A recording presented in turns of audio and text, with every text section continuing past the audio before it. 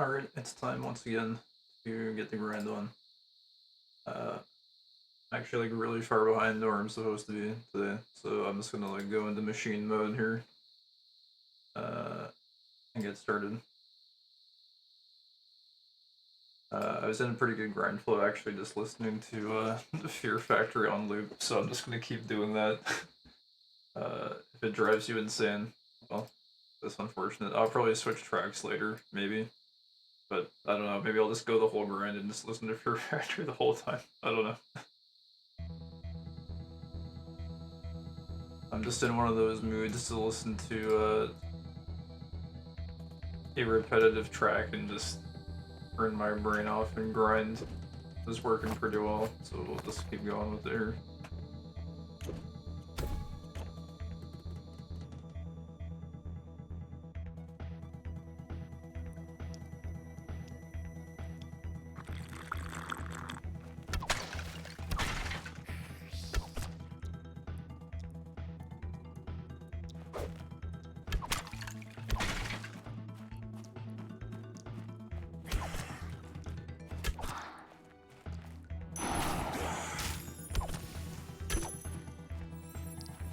I like fix the volume here a little bit. Needs to be slightly louder.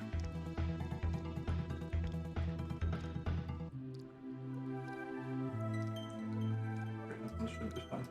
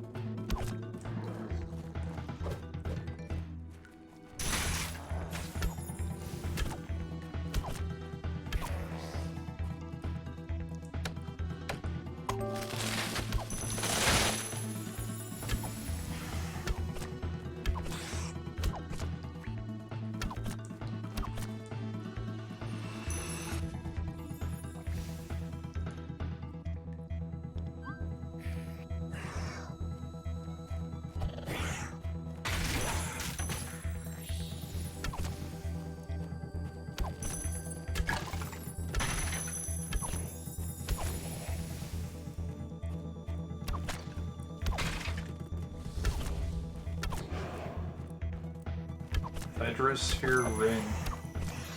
Do I have one of the components for that? I actually go check for Sam after this. I forget what you need to make a Hydrosphere ring, but I might have one of the components. I'm not sure.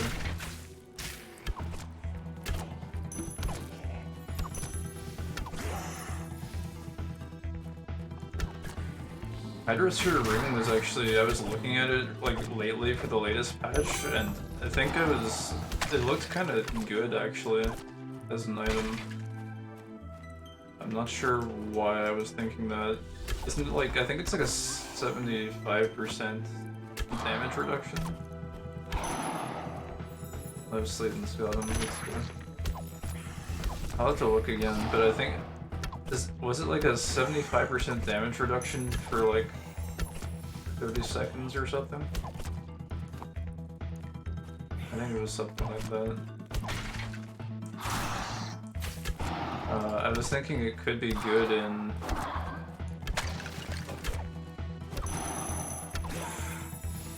Echoes of Time or something when I was originally first playing it.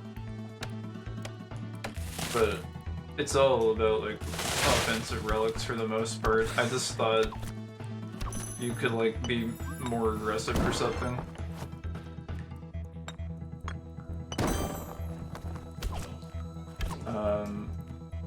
By like just rounding up more packs and then just like popping Hydrosphere to tank all the damage so you don't die.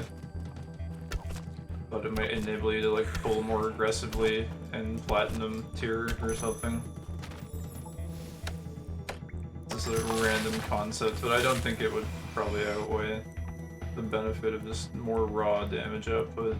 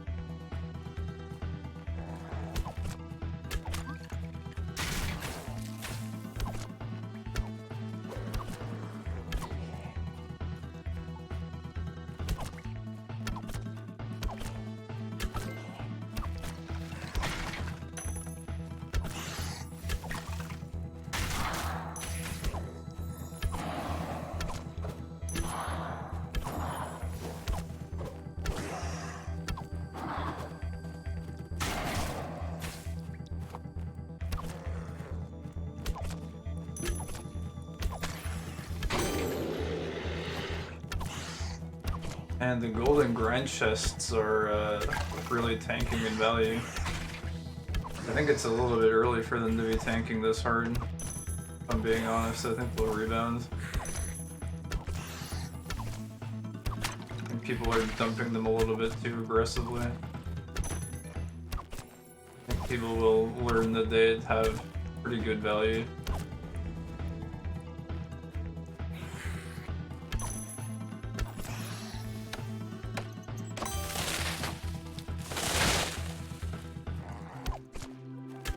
This is my opinion. I don't know. Maybe this is what they're supposed to be worth, 1,500. I could see it. But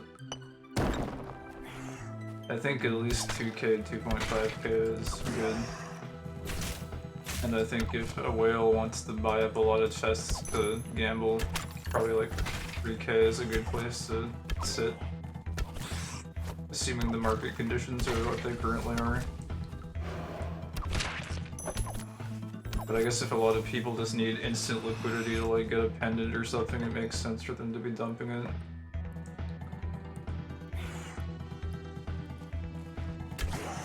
I think a lot of people want liquidity right now, it seems that way. Also, friggin' overmorph potions, holy crap, those reversed like no tomorrow, went to like from like 700 to like it's like 2,800 now or something. I might even craft a few. I need to level up my alchemy a little bit, but I think I need 2 levels, but it's like a really good time if you want to craft overmorph potions. Someone I think bought out the entire market when it was at 700.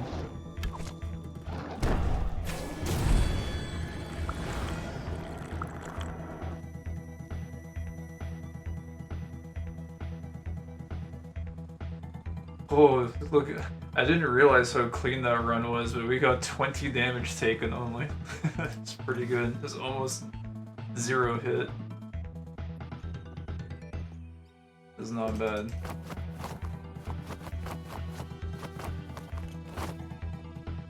I don't think I've gotten a no-hit run ever, to be honest.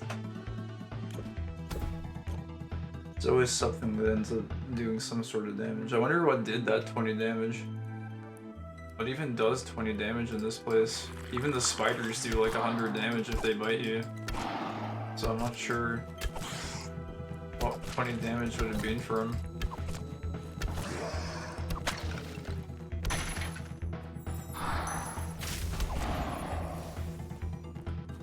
That exit is very far away. Maybe I got tagged by a verdantling for like half a second or something. Happens.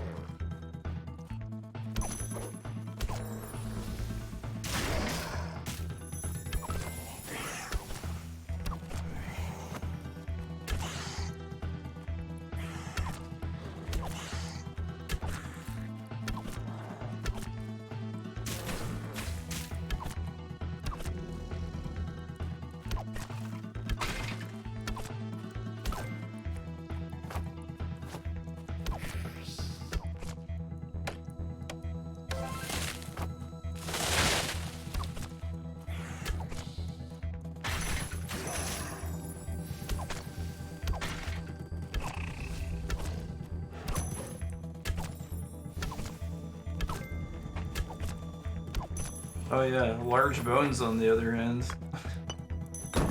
Speaking about markets, the bone market, if anyone is paying attention to those, is starting to take off a little bit. We're finally starting to run out of bones. The price of bone dust hasn't moved yet, but if the price of bones is going up, the price of bone dust is sure to follow.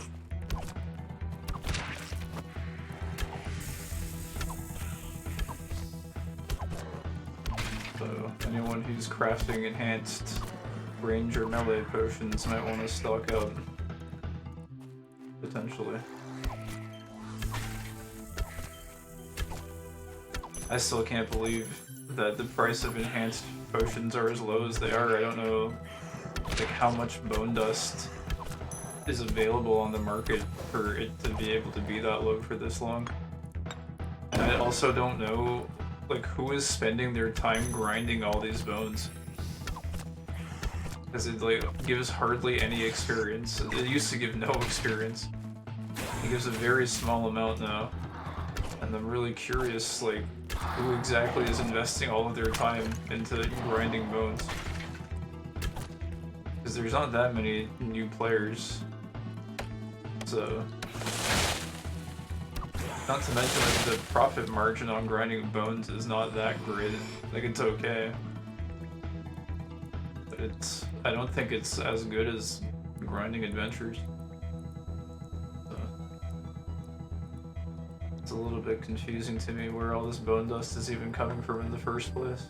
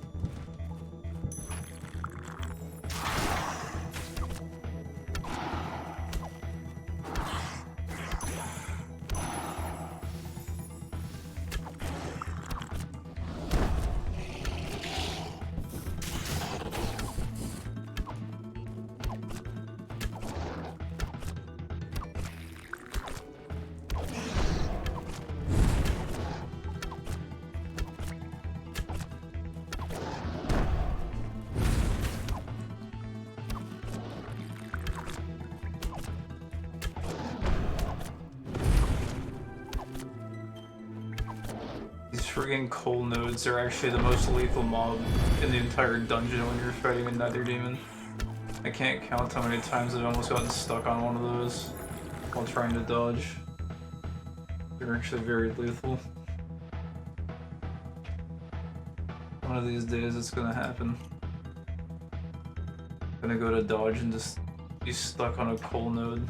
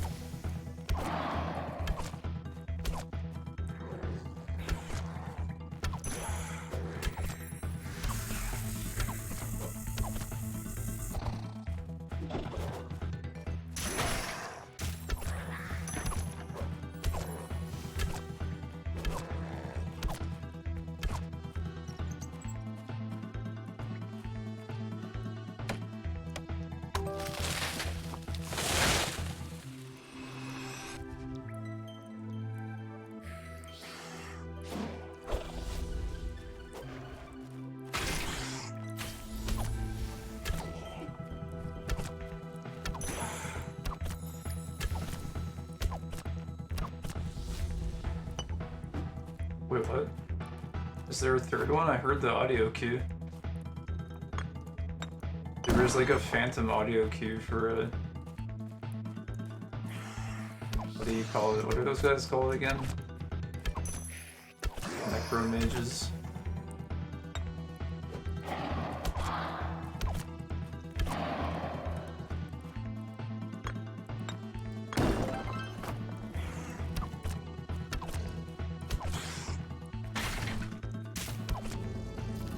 They used to be called elites.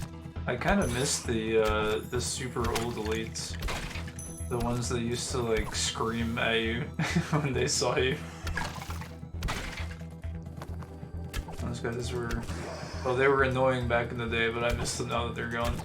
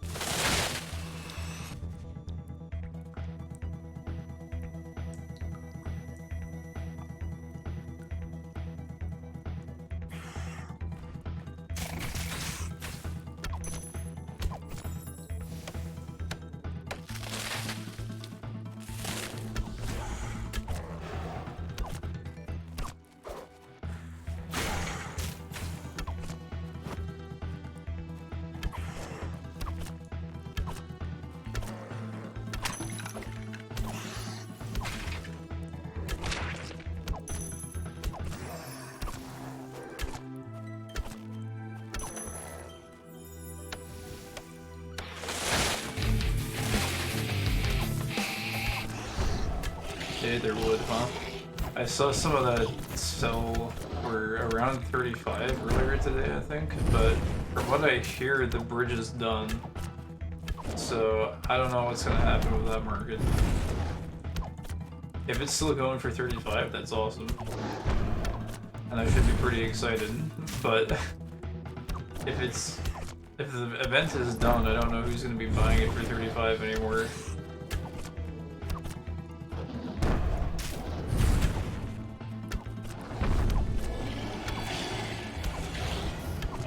I guess it's still a pretty nice drop either way.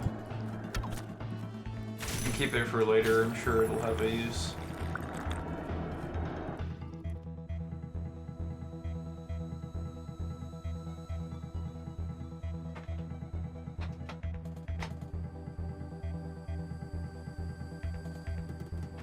Like the average price is pretty low there.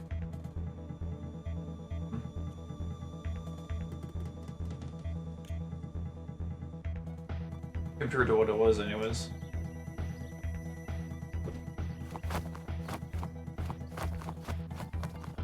I honestly don't even know what the current use case for it would be outside of one of the turn-ins for bounty bucks in the tavern.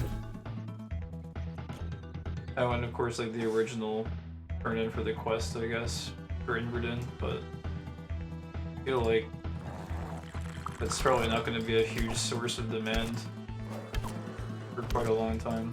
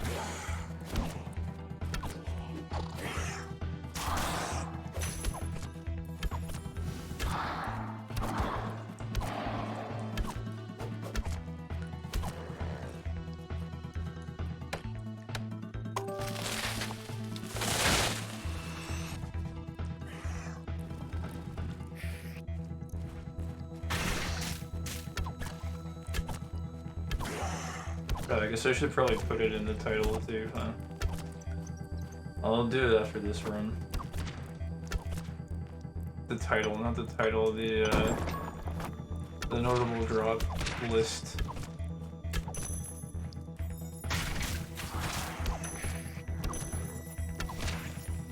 A part of me is just like not that excited about it now though, because there's no bridge event anymore. I'm just like, Aetherwood. I guess that's nice. It doesn't hit the same as when the bridge event was up and it's like, oh yeah, let's go Aetherwood. Big numbers. But I don't know, I guess we'll have to see, because like maybe you can still sell it for a decent amount. I just feel like there's gonna be so much of it available that like it can't possibly keep going for 30 inch a piece. Not in the short term anyways, unless people are gonna hold on to it. Like, I wouldn't mind holding on to some of it. There's gotta be another use case for it in the future.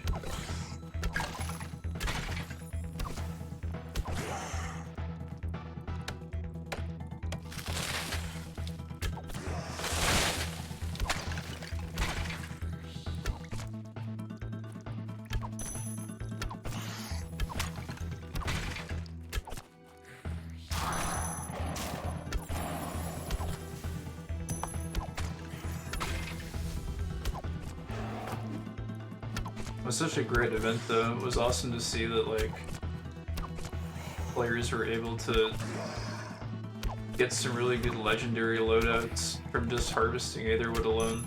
It's really awesome.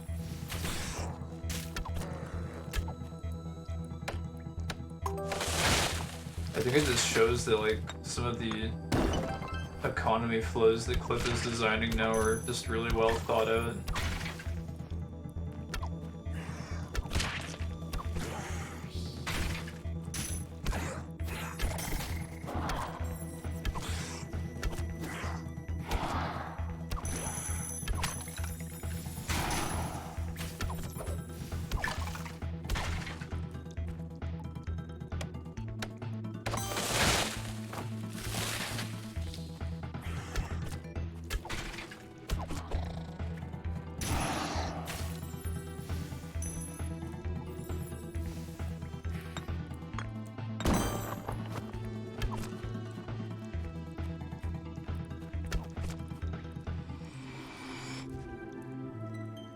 There's a lot of branching paths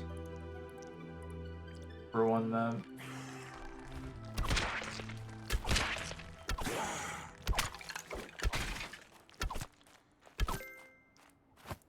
Well, we made it through the first half-hour loop.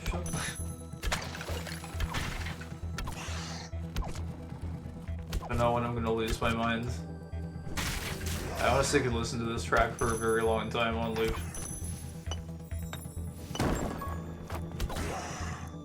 Though I might switch over to some breakcore at some point here.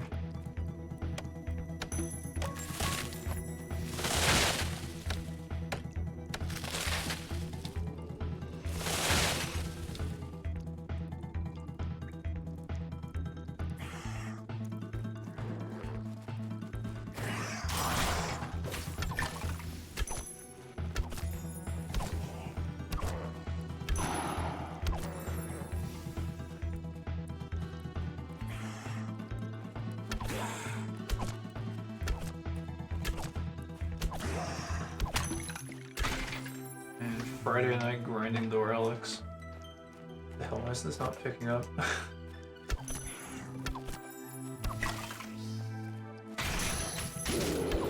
I've been thinking about going to like play some Magic the Gathering. I was trying to get back into that last year. Usually there's some like meetups locally on Friday evenings, but I was really like not liking the direction Magic was going in when I checked it out last year. Like, this doesn't quite feel the same as it used to. So, a part of me wants to go out and like socialize, just like shoot the shit and play Magic, but also it doesn't really feel the same anymore. So a part of me doesn't feel too bad about just staying in and just grinding some Lost Relics instead. I feel like if I went there and I like wasn't really enjoying myself, I'd be like, damn, I could have just been grinding instead of doing this.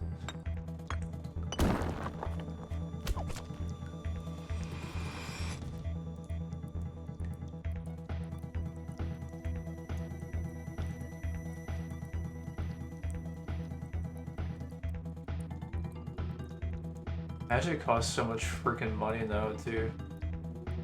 Like, if I'm gonna dump money into something, I'll be perfectly honest, I want to dump money into this game instead. At this point. Like, rather than buying a friggin'... I don't know how much Magic booster boxes are these days, they're pretty friggin' pricey though. Aren't they like... they're like $500 or something now for a booster box, aren't they? 500, 600.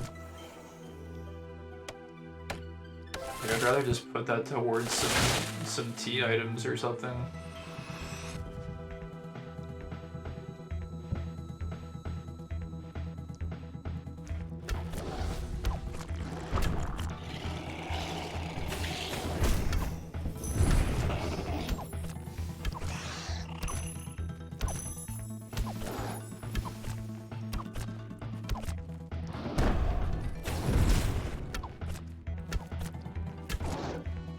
I haven't seen a lot of transcendent weapons for sale lately though, at least not advertisements for them.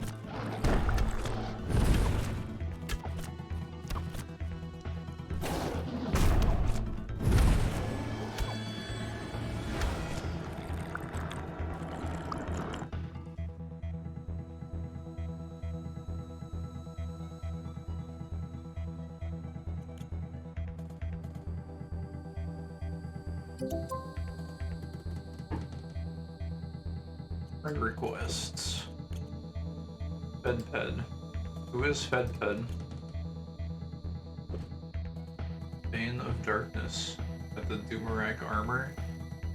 The range load. What is this? Oh, is this what Euro Piercer looks like now? Looks really nice actually.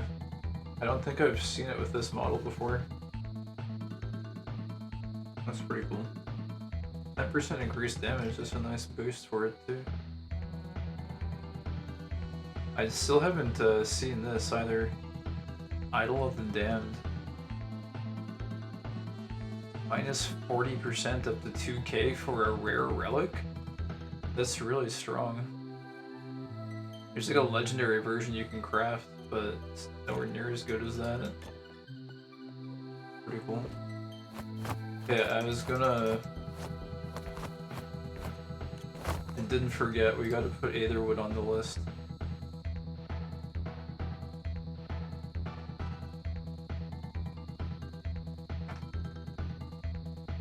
There we go. 1 times Aetherwood, whatever it's worth.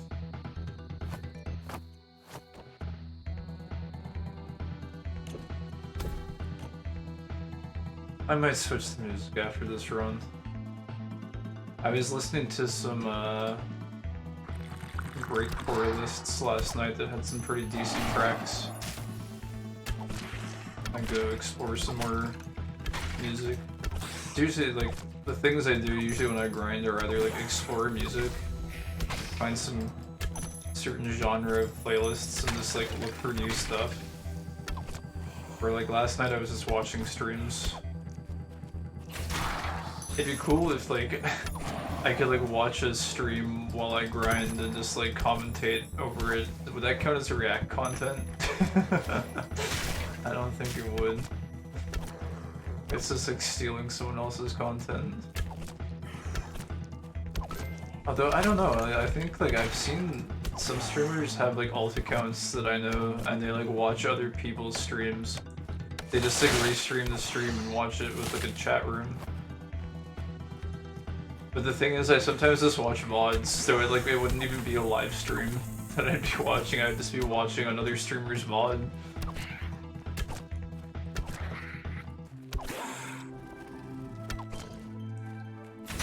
Should be kind of weird, I feel like. There's some nice orange trees. But again, the Aetherwood season is over for now. Please dodge. No, didn't finish in time.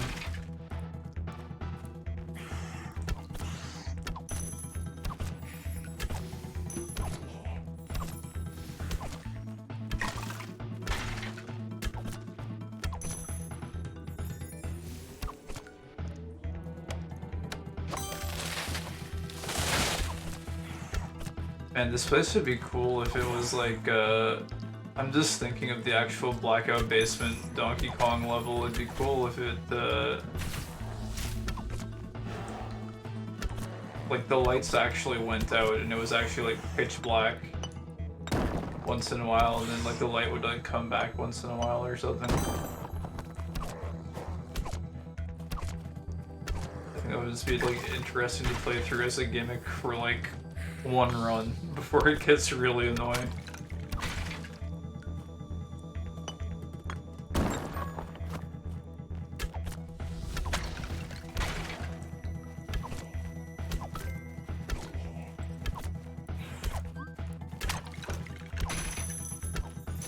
Illuminate lantern. I actually do have a spare one.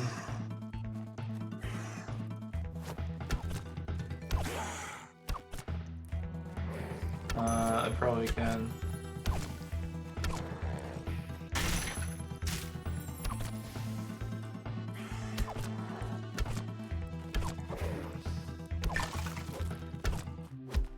Why is Tempest cooldown so long? I don't know what I even spent it on. Engine gems. How many did we get?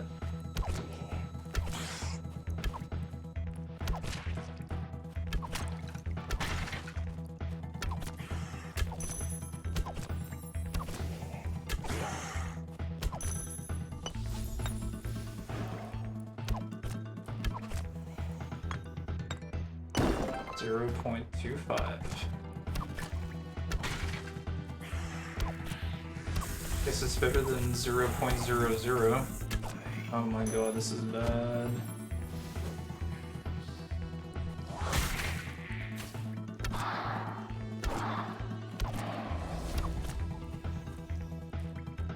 I'm getting hit a lot this run.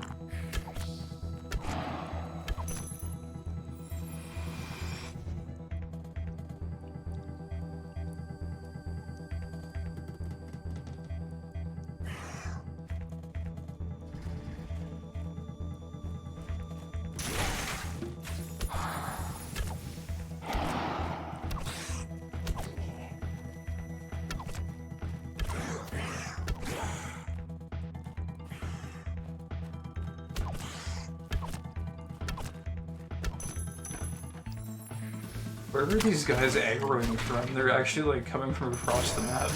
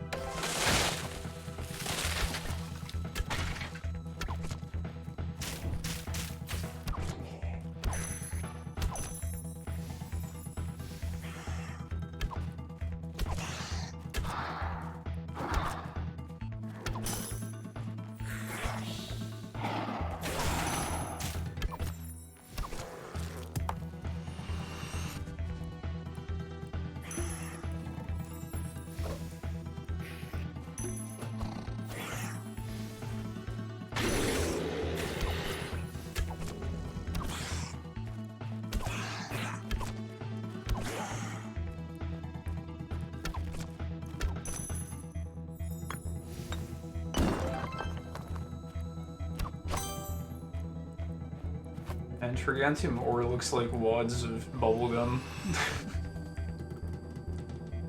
Like cyan bubblegum. Just leaving these huge wads of gum down in the mines.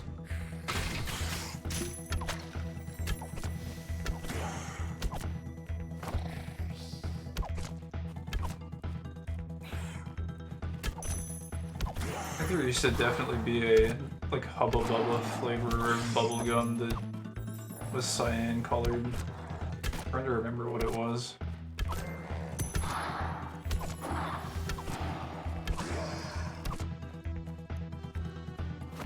Probably something like tropic flavor or something.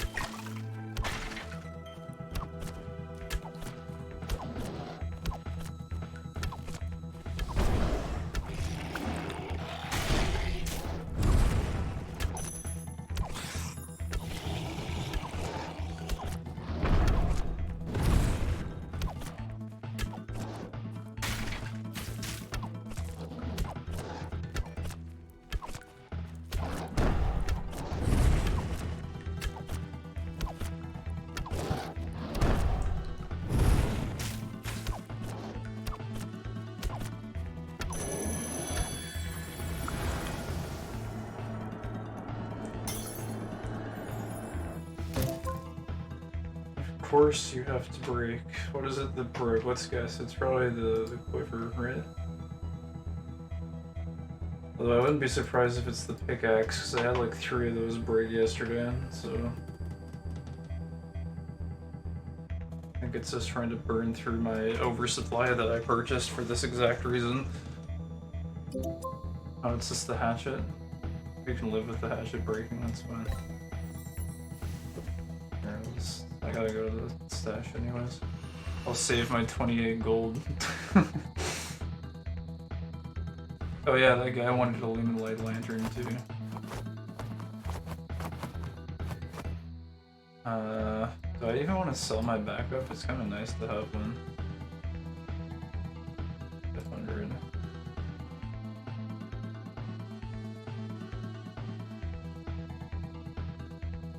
I might actually keep my backup, I don't know.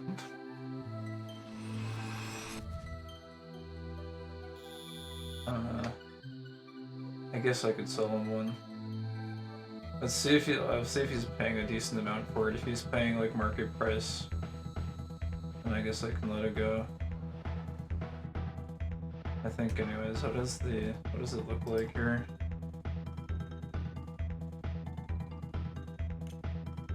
$50K. The antler oil is like 4 Eng, right?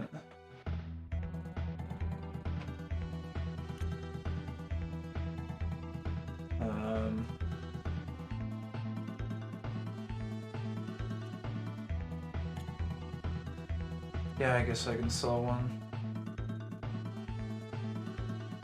Here, let me, I don't want to... I don't want to give away my offers or whatever in case someone undercuts all of them or outbids them.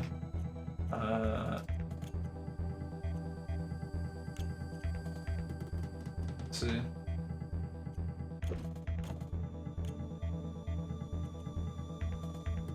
Okay, nice. He had one up for 70k.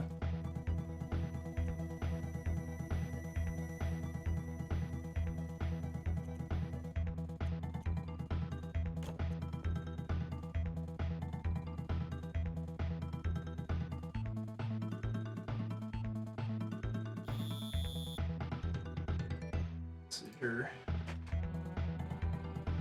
The 24th, right?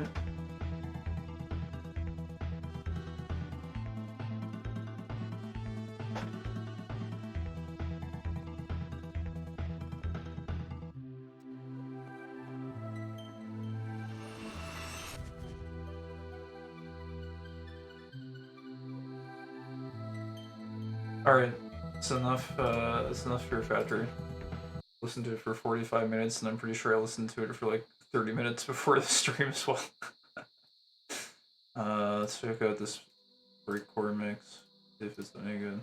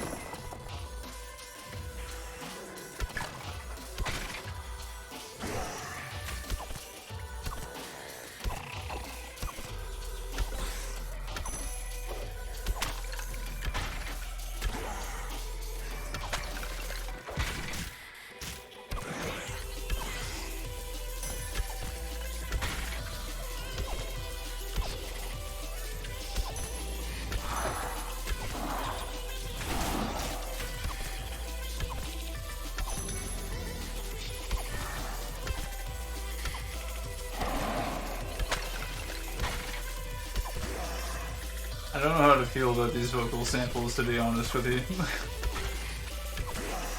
They're a little bit out there.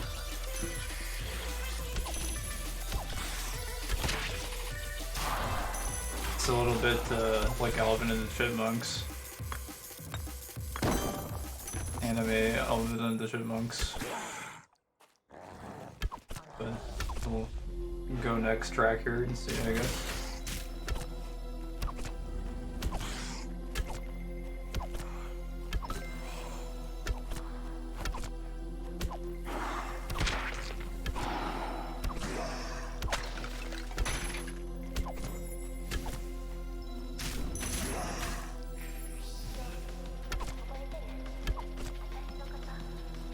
Are these all gonna be vocal tracks?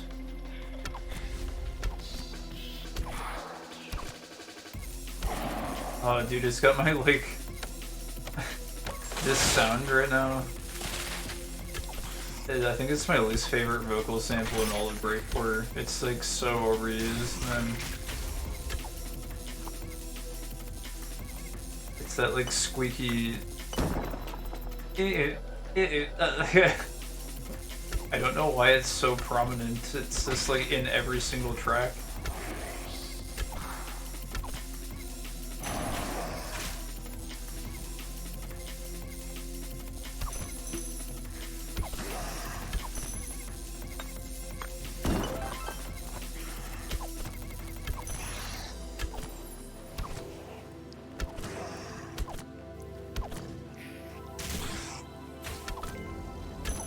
The track itself is really good. Like I like the atmospheric element of it. It's just that friggin' sample feels like it's just taking a big dump all over it. Also, the T-note drops would be nice tonight. Been a pretty good hit rate.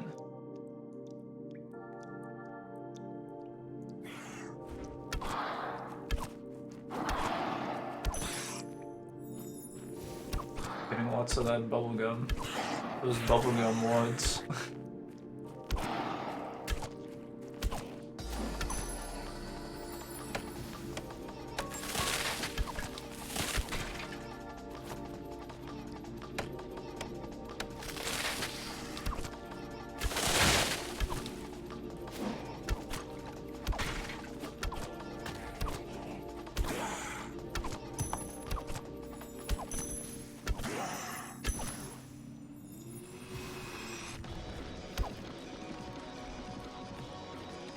That feel when you accidentally shoot out of your morph.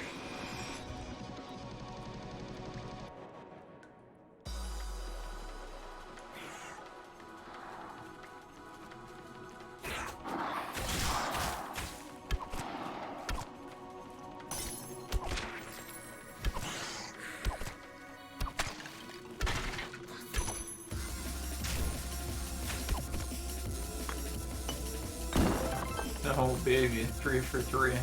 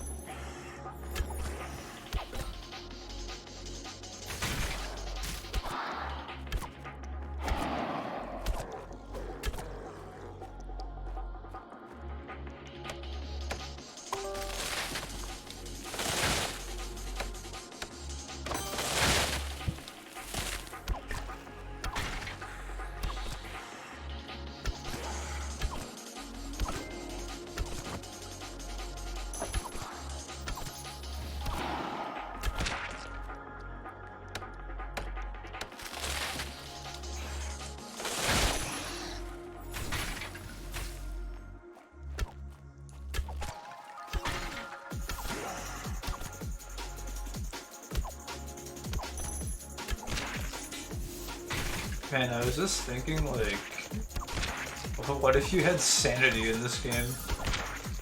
I was thinking about the lantern and how, like, a lot of people don't use it. I'm not saying this is a good idea, by the way. I think this is a stupid idea. But it would be interesting if you did have sanity.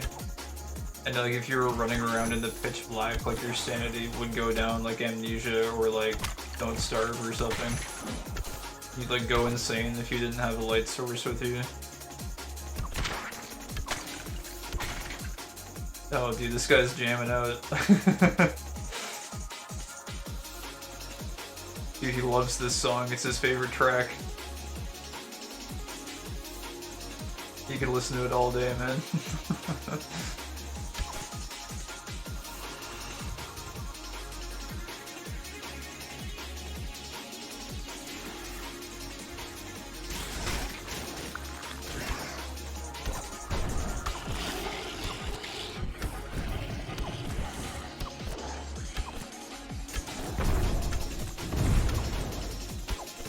Actually, not gonna lie, this track is pretty good. I think that Necrohead Hulk had good taste.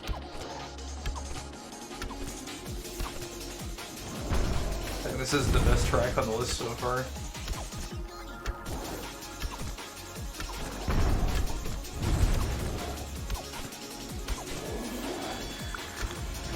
Yo, Diago, what's up, man? How goes the grind? It goes good, man. Just chugging away at it here. We found an Aetherwood. I don't know how much it's worth these days. Now that the bridge is all built. But wood is wood.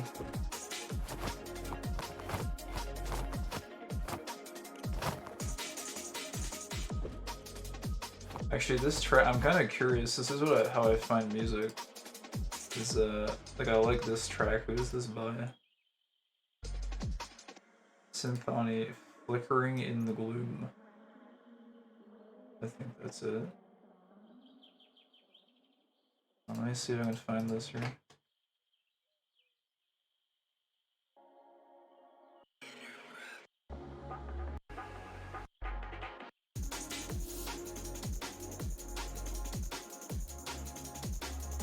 Oh, this is on a Sewer Slut Presents. What is it? I've been hearing about this, like Sewer Slut coming back. Or like maybe not coming back, but like they're like promoting other artists on their channel or something. That's interesting. I just might have to check that out later. But yeah, what's up, man? How's your evening going? You also on the grind?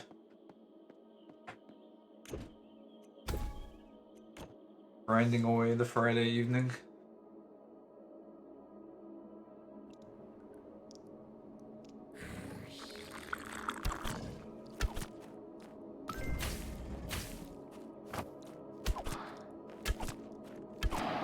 Yep, all good. Made a break now. Nice. Yeah, it's good to take breaks once in a while. I'll be honest, I usually get some of my runs done in the morning, but I was up way too late last night. And I'm just basically cramming in all my runs now in the evening. Oh, how are you going, buddy? Didn't want to stick around.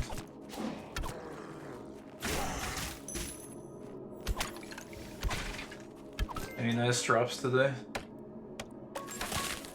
Finding more stacks of nests. The mysterious nest master over here. Now that you showed up, I'll probably start finding nests as well.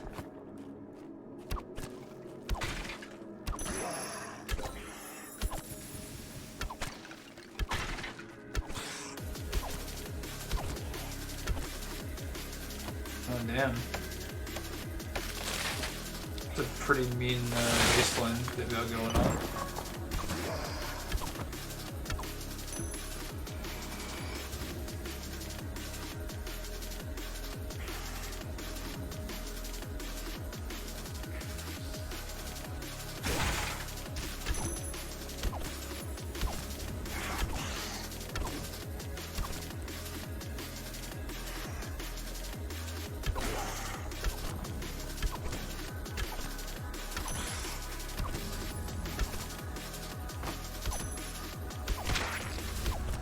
Found 5 nests in 3 days, and all quail eggs. Well, that's just bad luck, man. You're gonna find one of those ruby even bricks one of these days. Oh no. This is not good. It's always really sketchy when I'm kiting a pack to get locked in.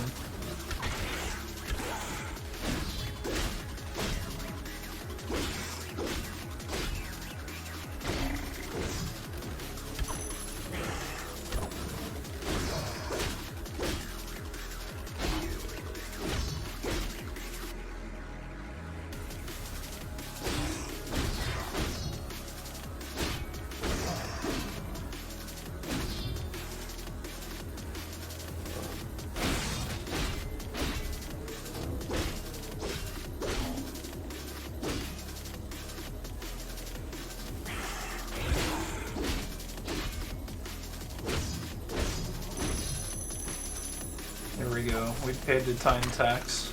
We're allowed to go now.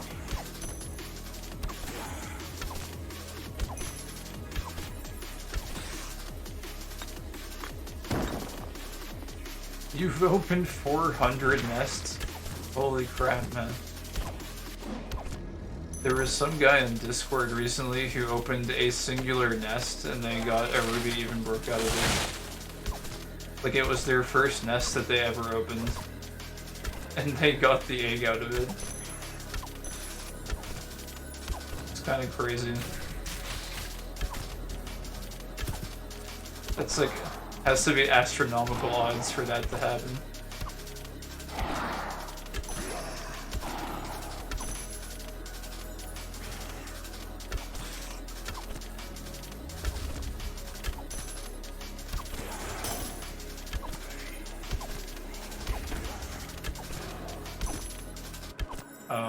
That actually scraped me. Sad day.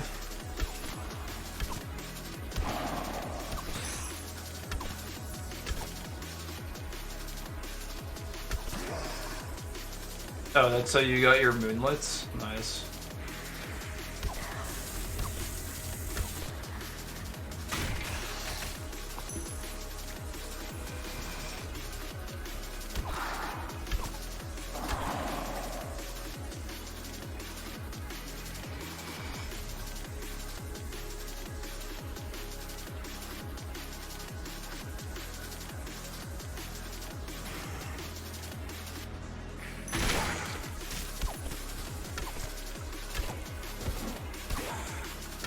I don't know. I do sometimes wonder if I opened everything that I got. I wonder what I would have gotten out of it, because I always just sell everything.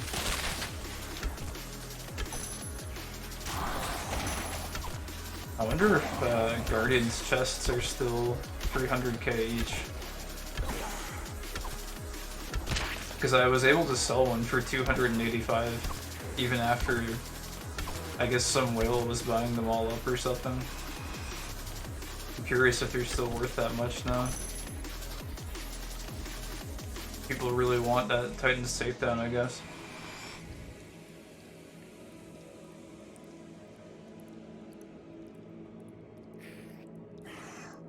People weren't that keen on it originally. Like, it was kind of like everyone was just sleeping on it, but I think more people are realizing it's pretty good. Maybe for echoes of time. I still don't think I necessarily need one, but I think people in general seem to like it quite a bit.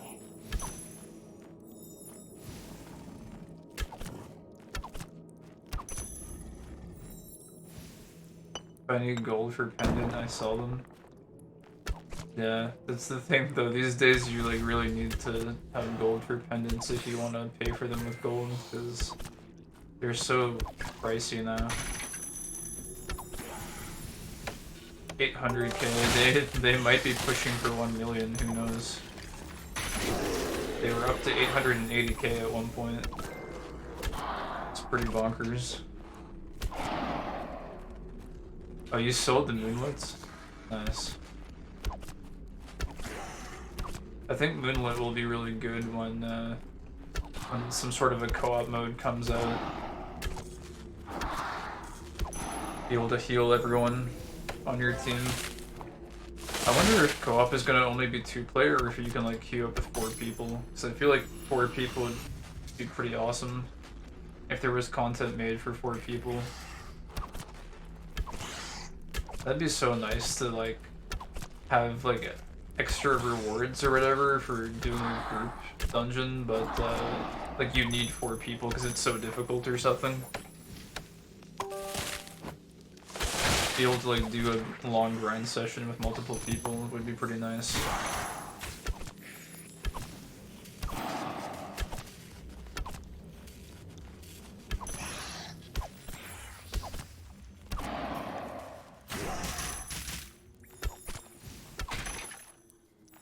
The solo grind is fine, but co-op would be cool. Might give off like Gauntlet vibes from back in the day.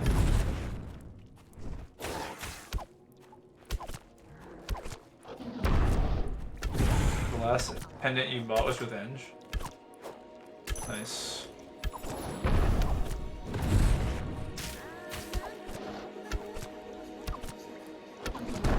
I would like to have co-op with mages, warriors, and archers, full team, like 4. But also with the option of 2 players. Yeah, it'd be nice if there was like different content for different groups of players, or different party sizes rather. Would be nice.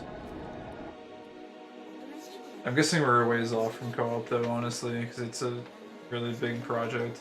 Just because the net code is apparently a really big pain in the ass, from what Cliff has said in the past.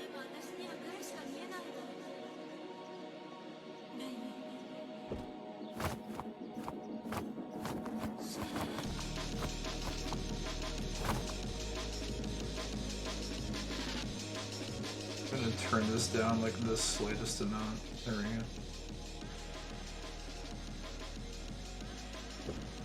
I'm gonna turn it up like 1 tiny notch.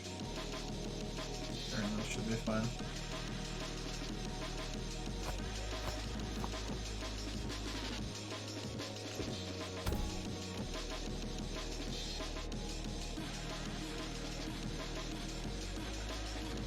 And co-op is gonna be great. New laptop is waiting. Hell yeah, man. I don't know, we could be waiting a while though. You might, I don't know. You might get another new laptop by the time it comes out.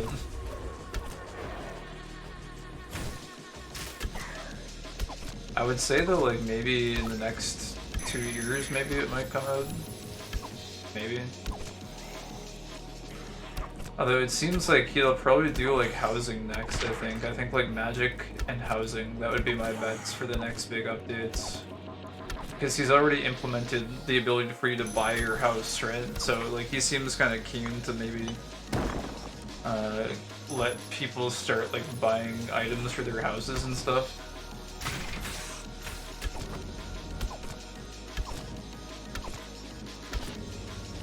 And I think like everyone has been saying magic is coming for a very long time, so I think maybe the Arcanics is a mod. Like, maybe he's been playing around with magic effects, and the Arcanics is just like one of the abilities that magic might have. Like an ability to reflect projectiles and stuff. But I don't know. These are just wild speculations.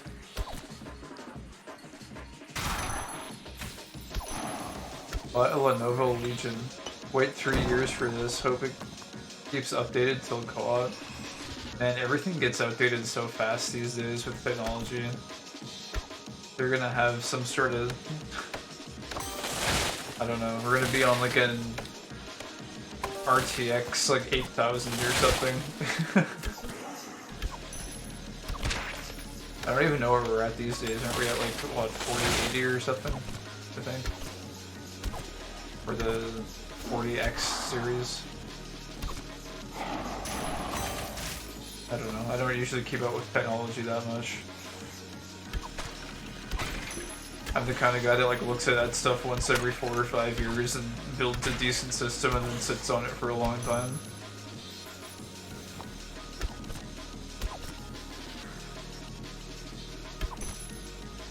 Evolution with AI, it's crazy. Oh yeah, AI is a whole other thing. AI has me a little bit worried, to be honest, because it's, I don't think our economic structure is prepared for that advancement. And I don't think the government is really gonna, like, their regulatory policies are not gonna keep pace with how rapidly AI evolves, so I think there's gonna be some problems with it. Not necessarily with the AI itself, but as a result of it existing.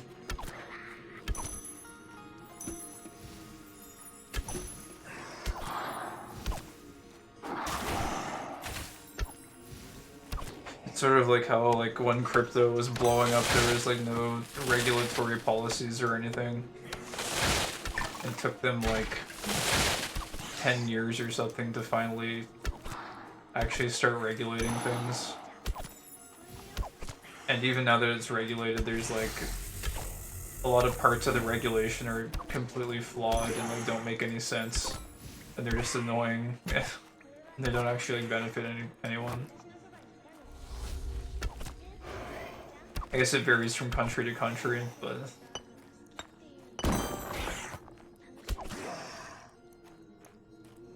same with me with technology. My old laptop had 9 years, was playing it very low and couldn't play half of the maps because of the vegetation. Yeah, a lot of people were saying that the grass was destroying their PC.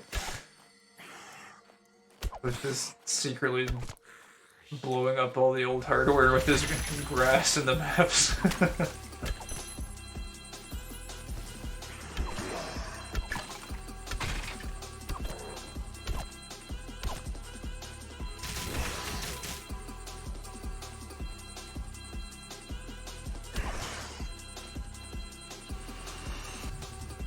9 years is a long time for a laptop, though. It's a good amount of usage to get out of it.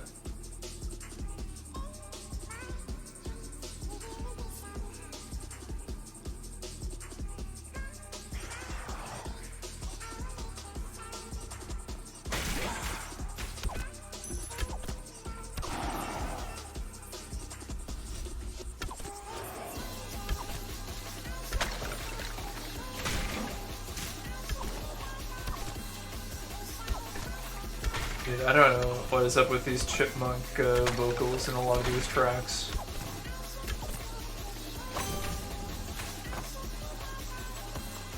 I kind of dig the overall tone. I just don't dig the pitching on the voice is like so high pitch. I feel like it just detracting a lot.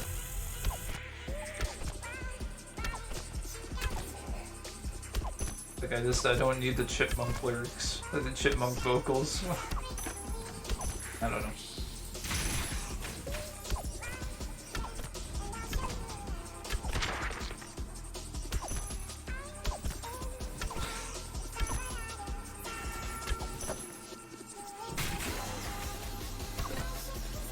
But the tone, like the melody and the tone is nice.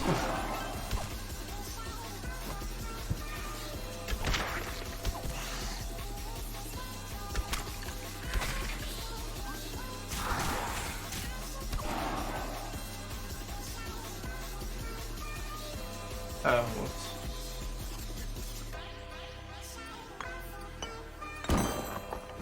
Finally unlocked Inverdin today, and now I need to do 40 Frostfall Siege. I have a couple keys, but didn't try yet. This music is great. It's pretty alright. Like I like breakcore in general these days. Been listening to a lot of it. I've just been becoming picky with the vocals in a lot of them because I don't know. When you listen to enough of it, you hear a lot of high-pitched stuff, and some of it is good, and then others is like, I don't know. I find if it's too high-pitched, it sounds like chipmunks. But yo, grats on Inverdin, man. That quest takes a long-ass time to finish. Oh, I don't think I had the playlist on repeat. Whoops.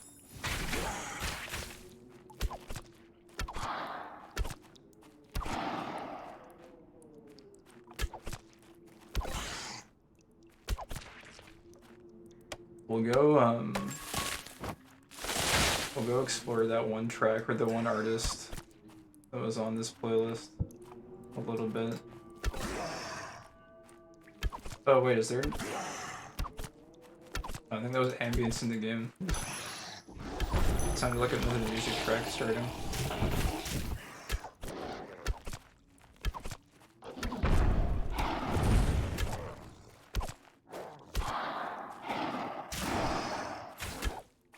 Oh, what the heck?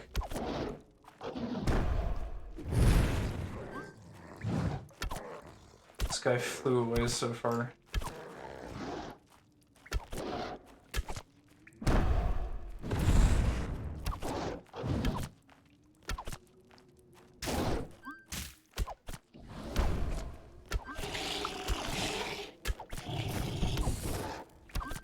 But yeah, you should be careful in Frostfall, because at least in my opinion, I think the latest adjustments to it, he made it a little bit harder than it used to be. He added some Yeti waves in. There's like Yetis that spawn. I think I have some keys. I could go show off Frostfall at some point a bit later. I really need to get through my grind though first. It's still pretty early. I think I should be done here in like probably 2 hours or something. I really just want to prioritize the grind right now though, because I want to make sure it's done for the day. If there's time after though, I could do some Frostfall. What was I gonna do? Oh yeah, we're gonna switch. What am I looking at here? Okay, but there's just a lot of dead air at the end of the playlist apparently. I really liked this track. This one was super nice.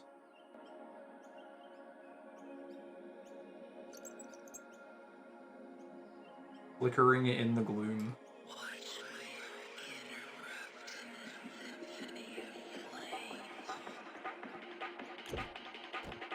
It's like, I feel like I'm forgetting something.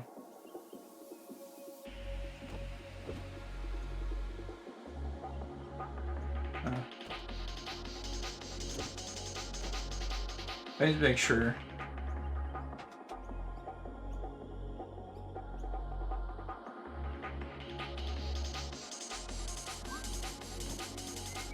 I just want to make sure that guy got his lantern. Where do you live? What time is it there? It is 9:21 p.m. I'm in Canada. Canada, Ontario.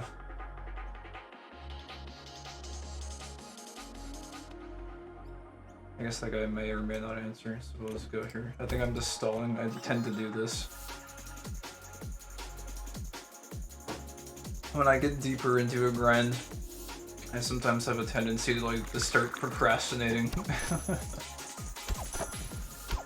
This is kind of why I like streaming though, because it keeps me honest. Because I can tell like when I'm just stalling and like not doing a run, it's like very obvious. How about you? Where are you from? It's so crazy. There's like people from all over the place playing Lost Relics. Even though we've got such a small community, it's like we've got a very diverse group of people. Like it feels like every single person I talk to is from a different part of the world. It's pretty crazy.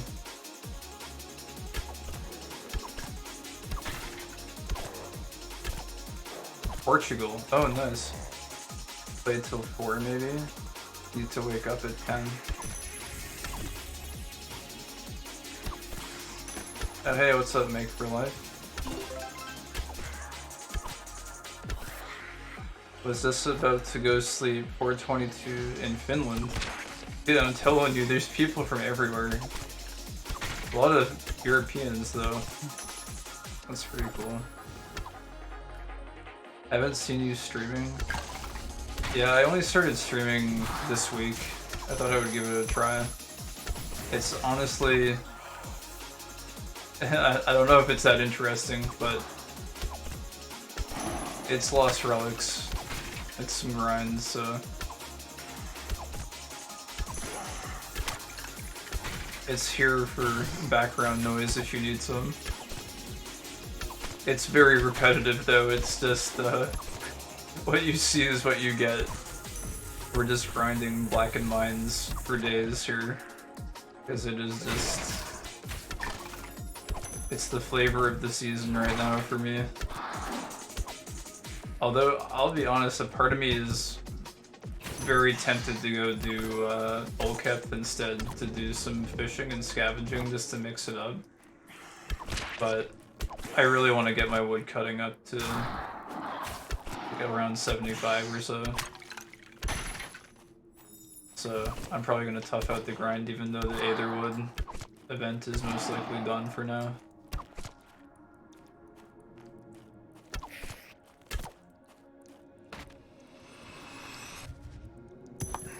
Yeah, how are you doing? Welcome in. What have you been grinding lately? Iago just got Inverden unlocked, so he's gonna probably be doing some Frostfell Siege soon. Which, as I was saying, I could do a few, like I have a couple of keys, so I could do some Frostfell towards the end of the night here. Although if you want to preview Frostfell Siege, I'm pretty sure Spitzo on YouTube was doing a lot of Frostfell Siege, so that could also be a good source to kind of like prepare yourself for what's in there.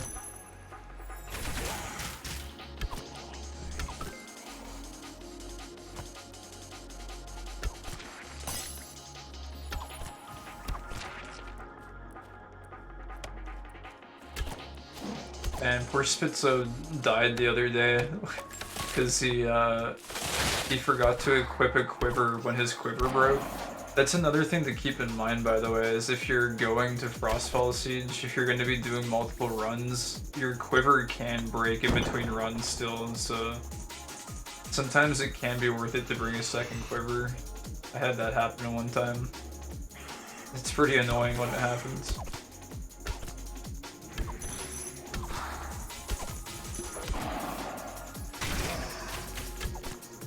Bridge build. Haven't been playing the past few days, so hot here that enjoyed outside.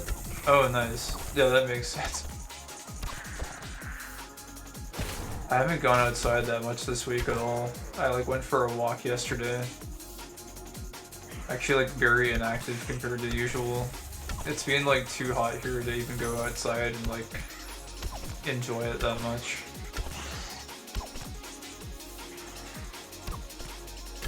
I don't know if you guys use Celsius over there, but it was like 30 degrees Celsius here all week. It was like way too hot. I run Zenny or something. Zenny. Is that Zenithil? I'm guessing.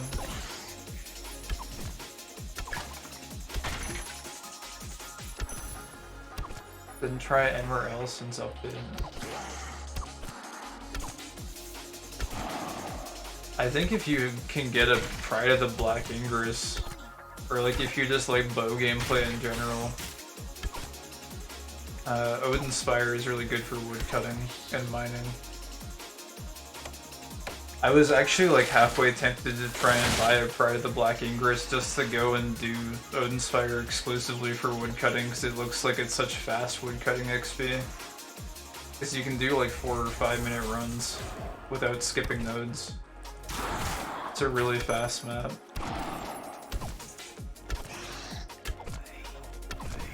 $24C here. Summer didn't start yet. Yeah, for us, we have really weird weather here. It's like we were just in spring and it was like kind of pseudo winter, and then it just jumped into 30 degrees. It was pretty sudden. Hoping it cools down a little bit soon, but I don't think it will.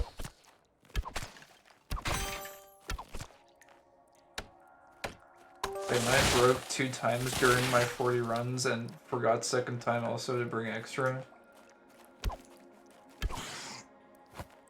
Yeah, just make sure you remember to equip it before you go back in, because it's like, that will actually kill you if you forget your quiver in Frostfall. Because you can't teleport out, so you're just kind of dead no matter what. So just make sure you double check that you have everything equipped.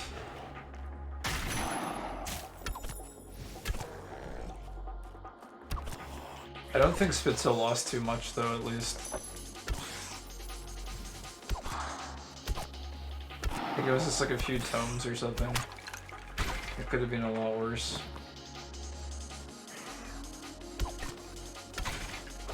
But yeah, it's a long grind, and it will probably be an even longer grind since you have to like wait for that cooldown now on the keys, but it's pretty fun.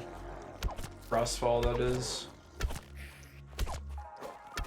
And you can get some pretty good drops out of the chests as well. Like, you're pretty much guaranteed to get 30k worth of gold in tomes. But you can also get like Frostfall vaults and stuff. Some blockchain items as well.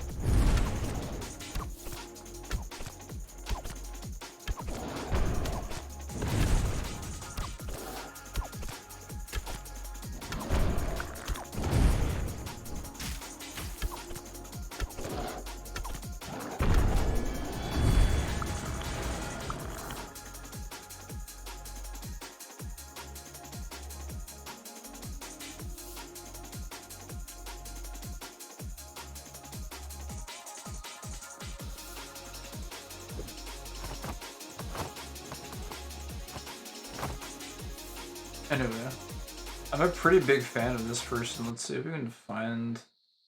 They've got a full episode here of 6 tracks. I guess we can listen to these.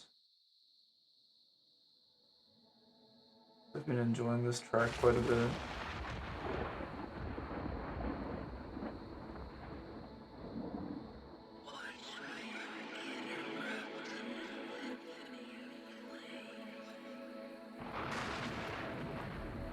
Thunderstorm. Man, you know what sucks about Blackened Mines is you don't get any...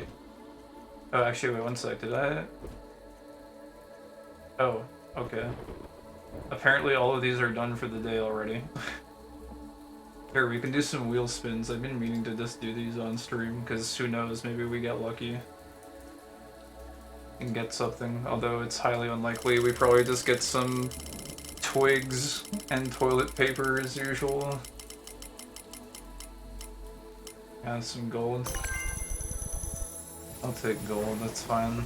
At least it's not twigs I have to get out of my inventory.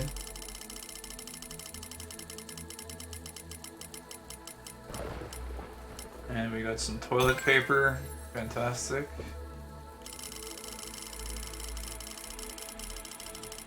And what is the last item? Oh, coin pouch. Okay.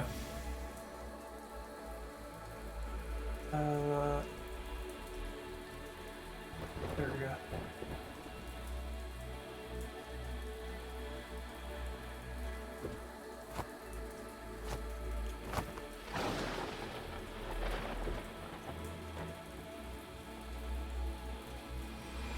Toilet paper, yeah, that's just what I call it. Actually, I'm curious, was that a coin pouch or a...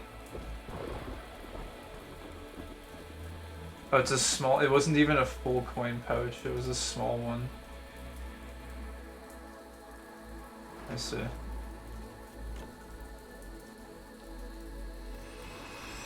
Yesterday got 6-pack toilet paper. Crazy luck. Yeah, you'll be well stocked in case there's ever another COVID crisis. Oh yeah, that's right. Look, we got more toilet paper here in the rewards. Too many of them, man. Get all this garbage out of here. The daily garbage disposal. Alright. We're done garbage duty. Time to get back into the mines. Tonight was coal much better. I'm actually like over the moon whenever I get coal out of the wheel. It's probably my favorite drop, to be honest. It's infinitely more exciting than just about anything else you can get right now. Unless you win like an actual prize. But I was saying the thing that sucks about the Blackened Mines is you don't get any weather transitions at all. It's just always pitch black in these freaking mines. There's no rain, there's no thunderstorms, there's no anything. It's just the mines, dude. Good luck with the grind, I'm off to sleep. Alright, have a good rest, Nick, and yeah, see you around. Thanks for dropping by.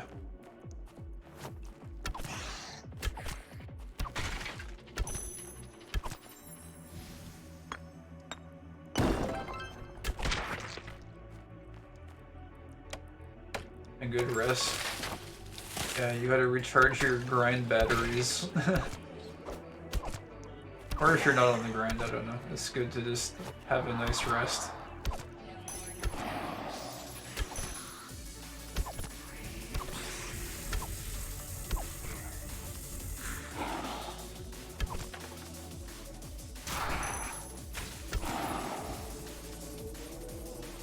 You like to play in Diablo dungeons. Yeah, I played a ton of Diablo back in the day. Diablo was my jam.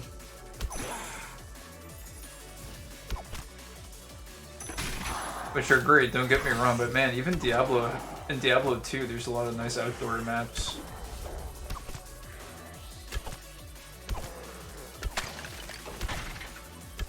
I can live with it. I do miss, oh man, come on. Actually got hit by that guy. I do miss the weather cycles though, because they are pretty nice in this game. Especially when like the thunderstorms come around once in a while. They're pretty nice.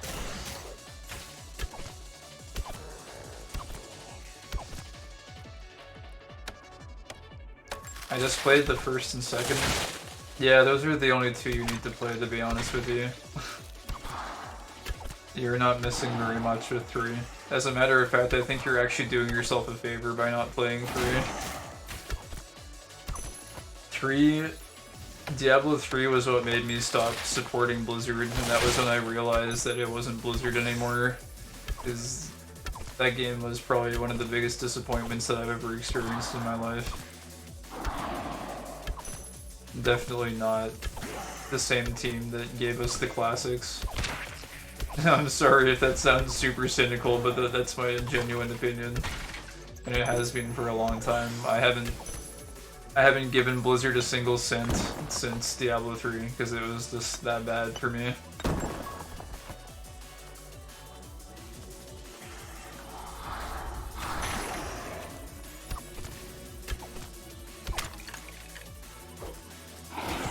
Oh, that was pretty bad.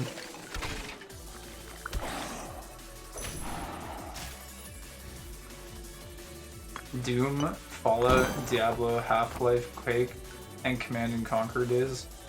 Yeah, those are all good classics. I haven't played as much Fallout as a lot of people, but I enjoy watching people play through Fallout. It's a fun one to look at. And Commandos. Old school player here. Hell yeah, man. Oh, 42? Nice, man. It's nice to see some older gamers, to be honest. I'm pretty ancient myself. I mean, I'm in my 30s, so... I feel like once you pass that threshold, like, age is not really, like, relevant anymore. Do you know what I mean? Like, it's a big deal when you're younger, or it feels that way, but then you get to be older, and it's like... Yeah, you're just one of the old crowd now, basically, so... Don't worry, they pass quickly, dude, I know they do. It feels like every year just goes by faster and faster, because it's just so routine now that, like... I don't know, man. Life goes by pretty quick now. They accumulate fast.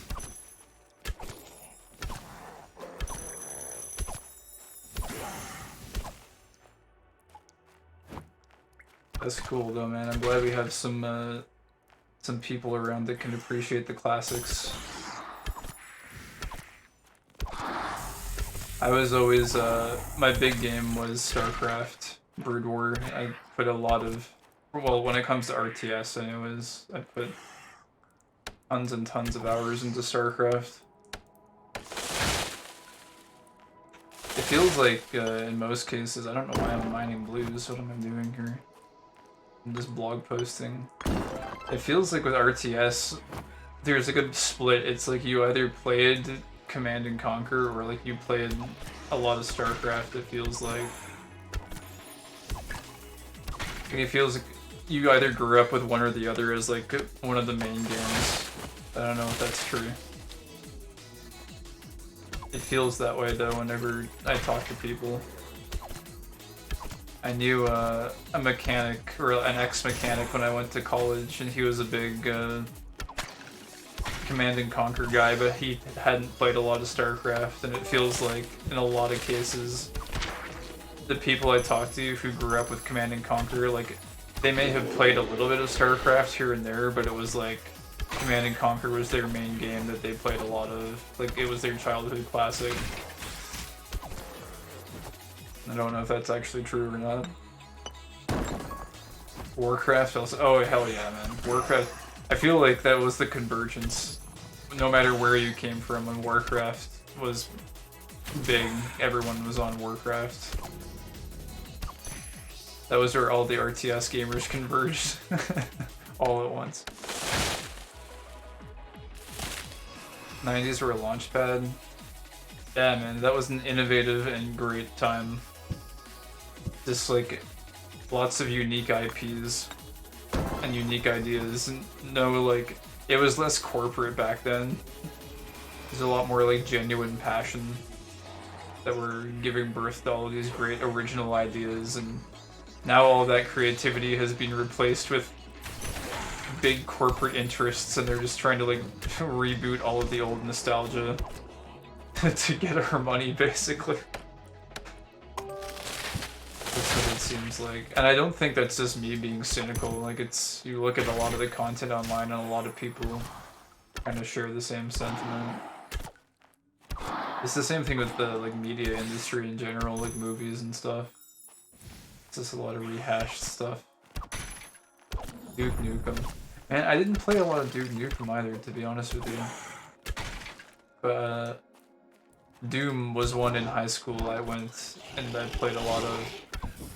I didn't play it like as a young kid, but like as a teen in high school. I played a lot of Doom on the computers when I was supposed to be doing work. Doom got me through a lot of classes that I wasn't interested in. But Duke Nukem is great as well.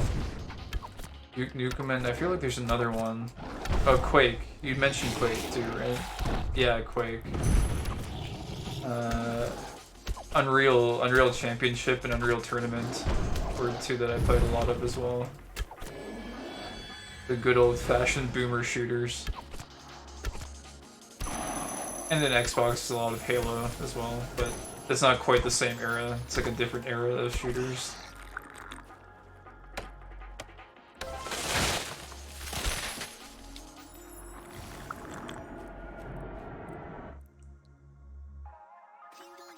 Good times, though. Oh my god, we took 9. You can tell I'm blog posting a lot when I start taking 9 minutes on a run.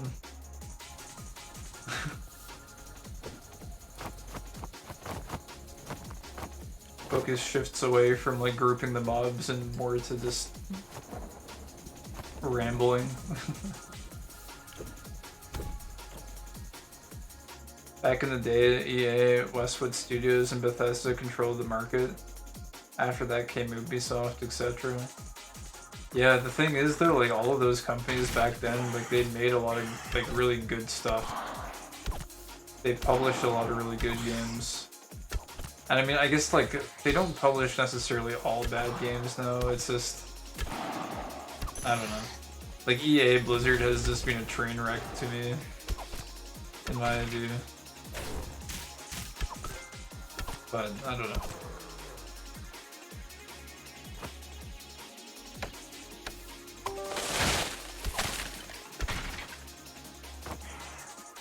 It's just a lot of stakeholders, I think, now. Like, it's a lot of pandering to stakeholders that has really, like, shifted the landscape of those big companies.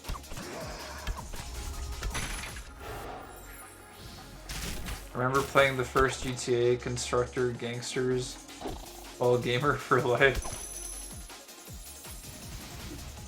I think my first experience with Grand Theft Auto, when it first came out, I think a bunch of people went over to someone's house after school, and we were all like just watching them play it because it was like really big and new at the time.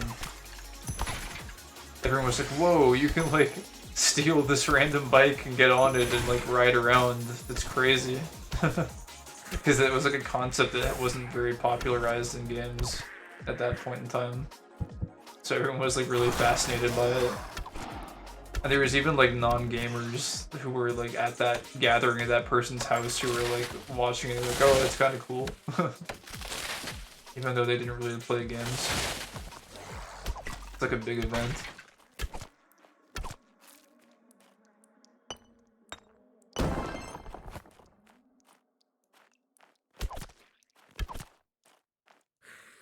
IT programmer.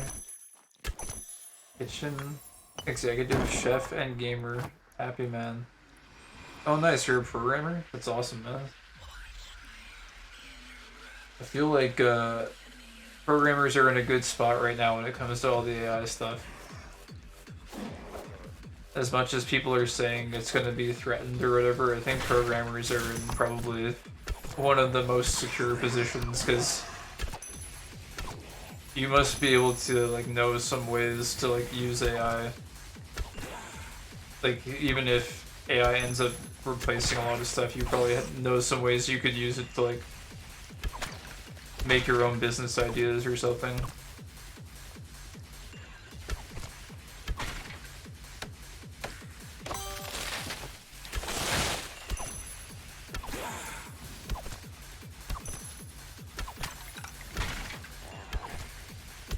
What kind of languages do you program with? I don't know like basically anything about coding, but I think some of the most popular ones these days are like, why isn't Python super popular these days?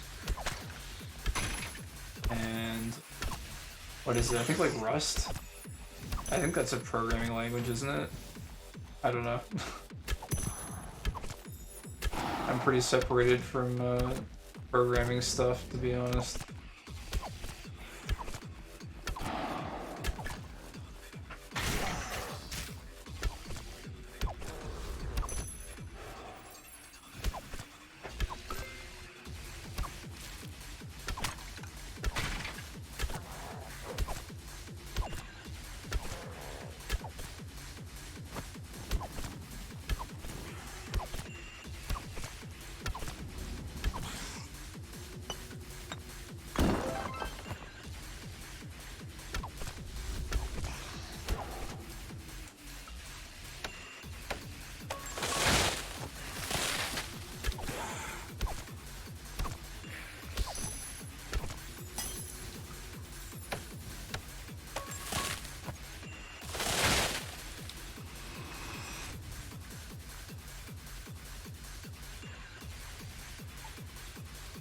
Python and Java.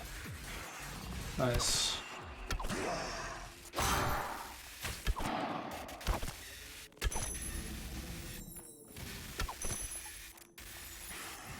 But what I really do nowadays is cook and play, so... And you know how to cook? That's pretty nice. I barely know how to like cook anything, man. I was like basically actively dissuaded from learning any of that stuff growing up. That I won't get into, but that's pretty nice. It must be nice to be able to like make a good meal. Man, even with like basic stuff though, the only thing I dislike about cooking is how long it takes.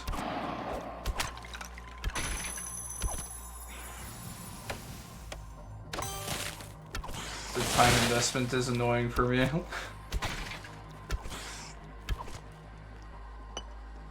I also have a son. I wish I was an octopus sometimes. Oh yeah, that's good.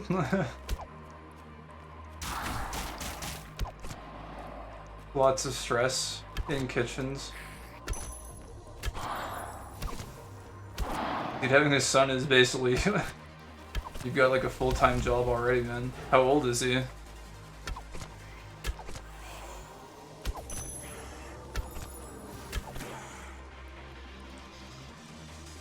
He's a 12-year-old? Nice.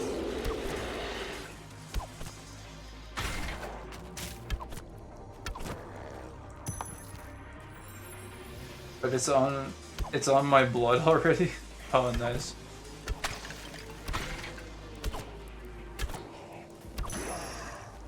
You raising him to be a gamer also? Or are you telling him to like take a different path? I feel like parents are usually like...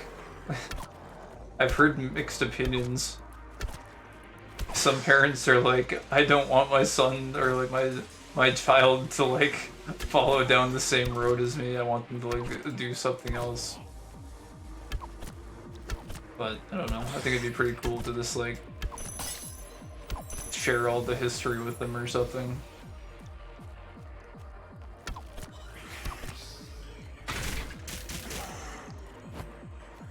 I'm pretty impressed actually by like how much like old school game knowledge a lot of Zoomers have these days. Like they know a lot of the good classic games. It's pretty impressive that they're familiar with all the classics, despite not having grown up with a lot of them. It's like a lot of knowledge for them to cover.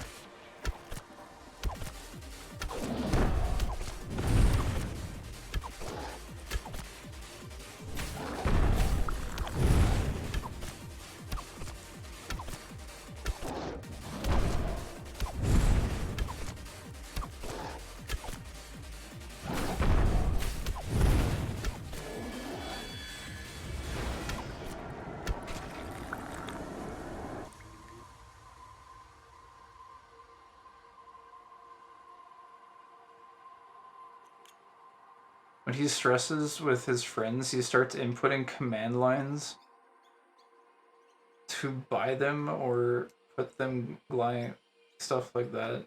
Put them flying.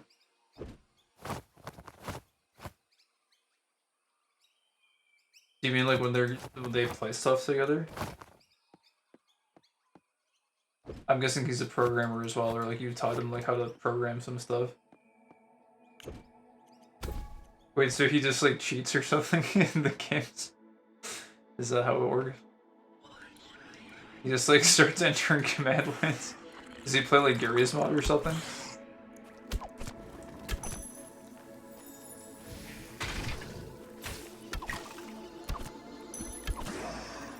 Or is it in some other game? I don't know what kids these days are playing. All I ever hear about younger audiences playing is Fortnite. We love Fortnite, we love Fortnite.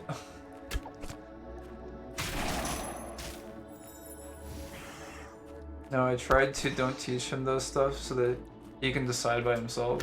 Oh, that's cool. Yeah, let him kind of like pick his own path.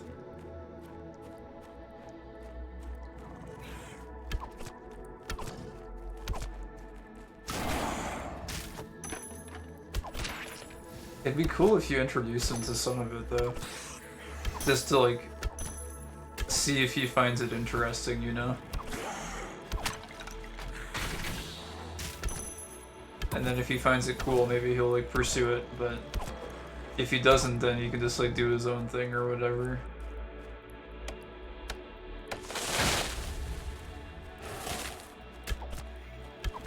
With YouTube, you know? Yeah, that's true. Yeah, YouTube is you can just like learn anything you want there now. It was definitely like not that way a few decades ago. You could not just go to YouTube and like teach yourself how to program when you're 12 years old. You pretty much like learned. You could only learn like what they taught you in school and like what your parents gave you access to. Or like what you were able to randomly come across online, but it was kind of a limited ecosystem back then.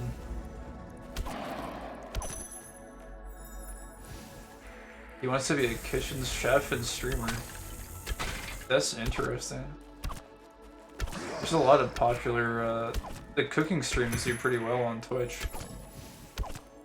A lot of people watch those. Very popular stuff.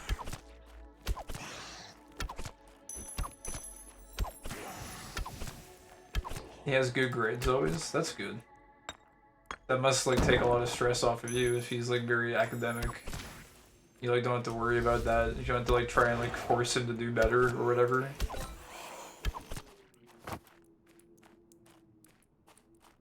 Must be a load off.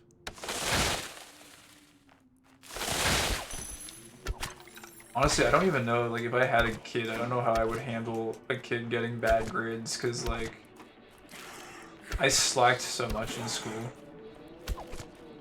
Just because like I didn't like the way that they taught a lot of the material.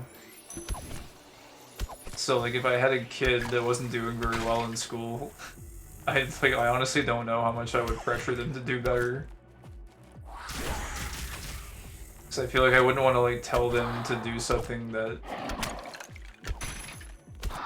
Like, I didn't do myself, so...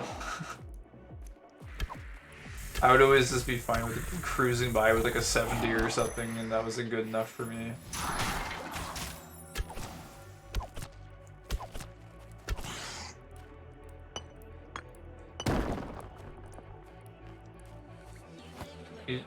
You just tell him that you support him with whatever makes him happy.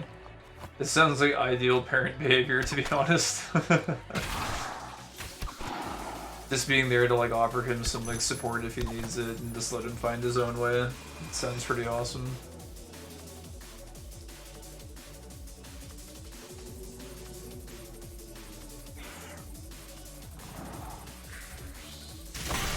Maybe show him some good classic games once in a while.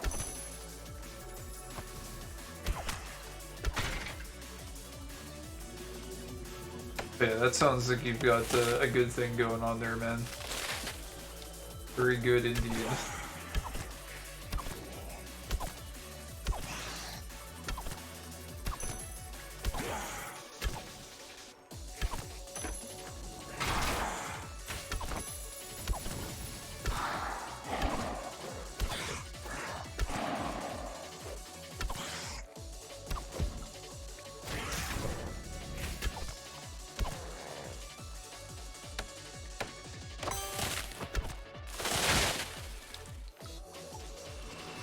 I was never like him. I was a terrorista. I have more luck than my parents. A terrorista. Oh, actually, I'm not even sure what that is, to be honest.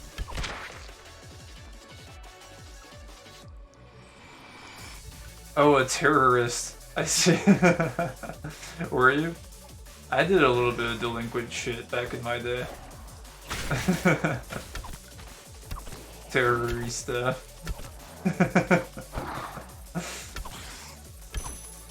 I wouldn't say I did anything like super bad, but I got into some mischief. Just like really stupid stuff.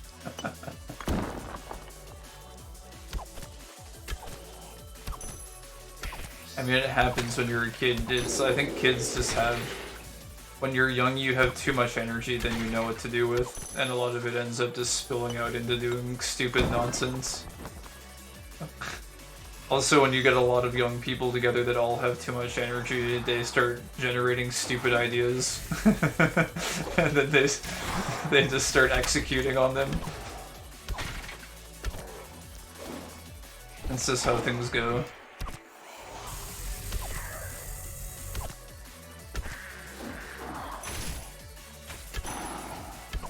Then you get older and your energy reserves go down, and then you get too tired to do stupid shit anymore. You start only having enough energy to do essential things, so you stop doing the stupid shit. Or I don't know, maybe some people keep doing it.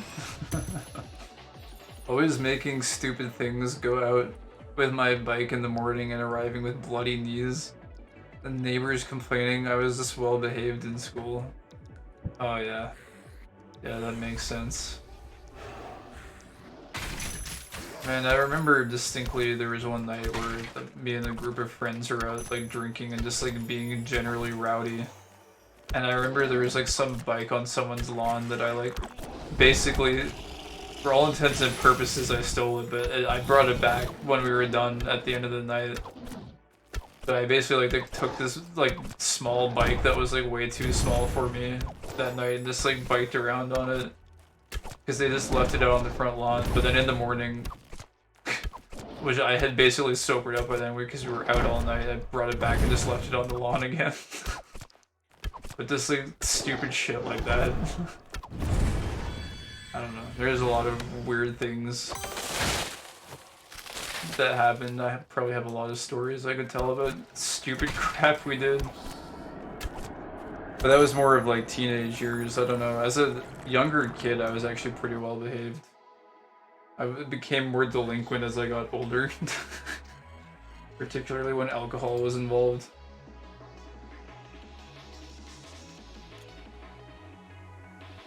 generally when alcohol is involved, I think the stupidity levels go way up.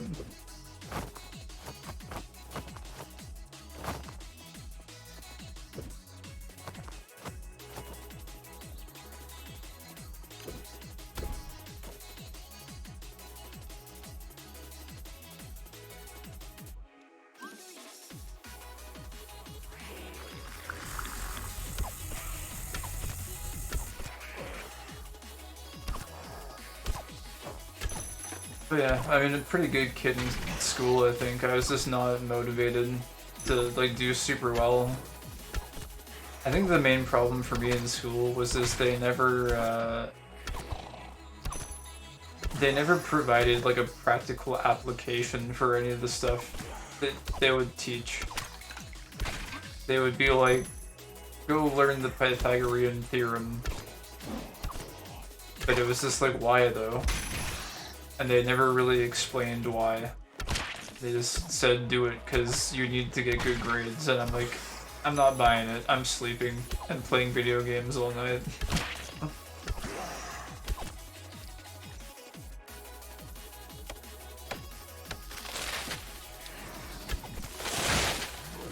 I sort of wonder how I would be in school these days if I grew up like with the internet or whatever.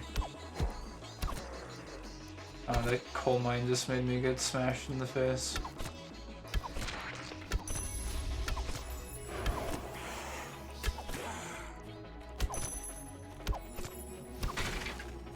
Oh no. It's the time tax. You gotta pay 1 minute pass.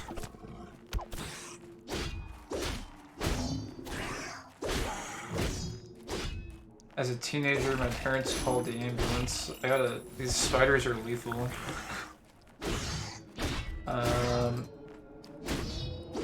When I made 18 years old, I was already blacked out at 6 p.m. And my friend also, I used to like halfway kite these because they're just, I'm wearing epic armor, so they actually do a lot of damage if I'm too careless with them. We're almost done paying our time tax. Man, you know the scariest one of these that happened was, I had one of these happen like just outside where the nether demon spawned one time. Thankfully the nether demon didn't actually aggro, but it's like a nightmare scenario to have one of those, I think, spawn like when a nether demon gets pulled, because that would actually be a very high risk situation. But anyways, yeah. I was already blacked out at 6 p.m. and my friend also imagined 2 ambulances on a small village to go get teenagers on their 18-year-old anniversary at 6 p.m. in a coma. First and last coma. Wow, that's crazy. Yeah, because you guys have a much lower drinking age there, right?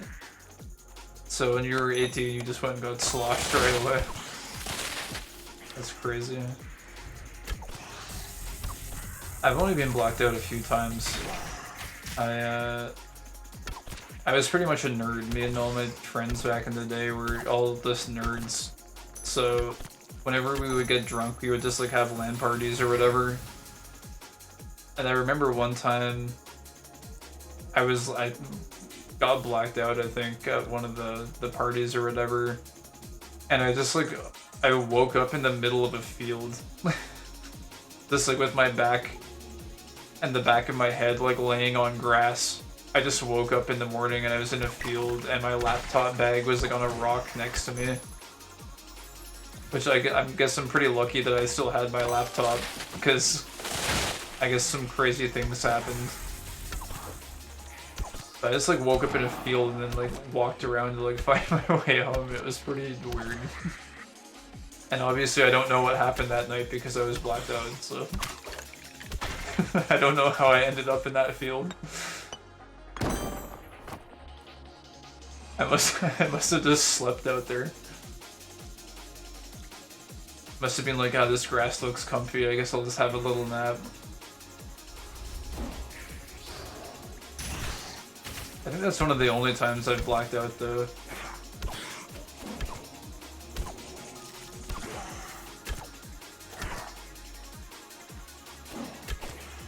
Although I was like pretty sick, I think, after being blacked out that one time because we were drinking.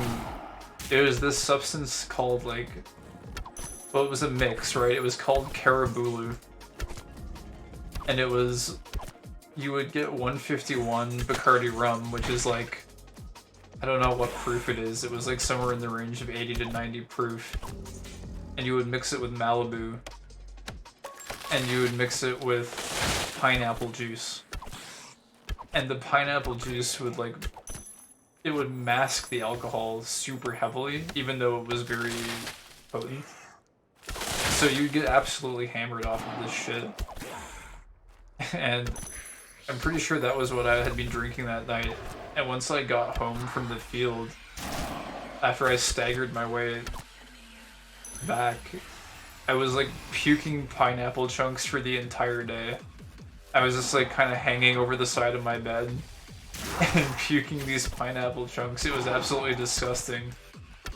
And actually, to this day, whenever I smell pineapple now, I like get a gag reflex response. Like naturally, it's like I can't help it. I just like start gagging whenever I smell pineapple because of that one night, because it was so intense. It was I don't know. It was crazy. I'm pretty sure though I had that substance like multiple times during my teenage years. Well, it was more like in my 20s, but it was like, you know, you're still kind of in a juvenile mindset at that point in time. Vodka, Yuska, not sure how you pronounce that. Rum and Jägermeister were not my friends. Oh, dude, Jägermeister. I've had many nights with the old Jägermeister. I'm not familiar with the one that starts with U though, or like how you even pronounce that one. Oh, whiskey. I see. Yeah. Whiskey for sure. I think rum has always been my favorite out of all the strong liquors. But I had a lot of good nights, I think. Well, you know, good and rambunctious nights with Jägermeister. I don't know, have you ever done the Jaeger bombs? Did you ever do those as a kid? Where you take the shot of Jaeger and you like dunk it into, oh man, I haven't even thought about Jaeger bombs in a long time. They're so fun. You take the shot of Jaeger and you get a Monster Energy drink or something, and you dunk the shot glass into the glass of Monster Energy drink and you drink them both at the same time. And you get absolutely blitzed beyond all belief, pretty much. It's absolutely terrible for you, but when you're younger, you can kind of just get away with doing all that kind of stupid crap.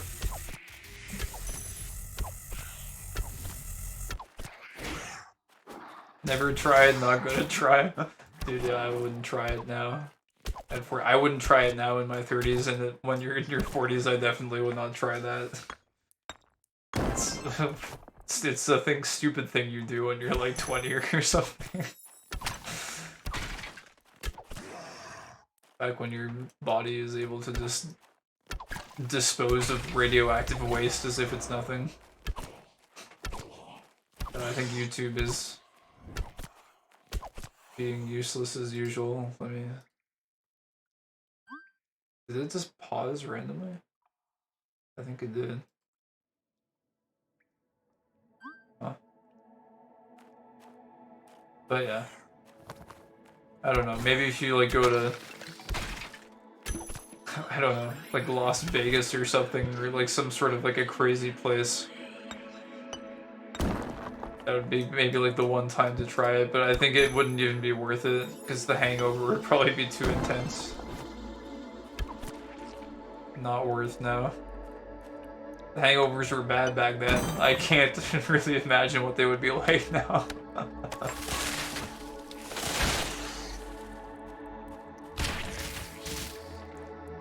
And me and people I would hang out with though, we'd like play World of Warcraft after doing Jaeger bombs. We'd like go do raids and stuff.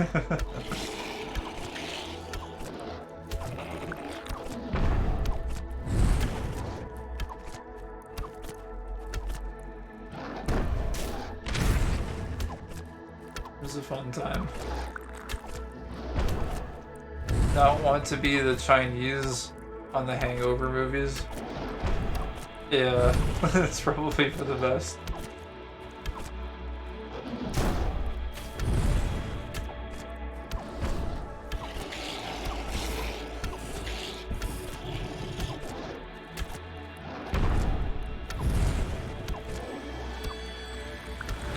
I do miss the flavor though. Of Jägermeister in general. I know a lot of people didn't like it because they'd complain it was like too syrupy or whatever, but over time I kind of like developed a taste for it. I do really kind of like it. It's almost like a cough syrup in a sense, but like not quite as like, I don't know, cough syrupy. It was just very sweet. I didn't drink very much of it iced, but I think if you ice it, it's pretty nice as well if it's like ice cold.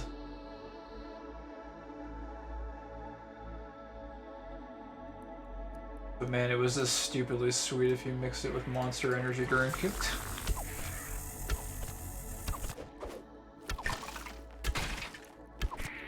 But anyways.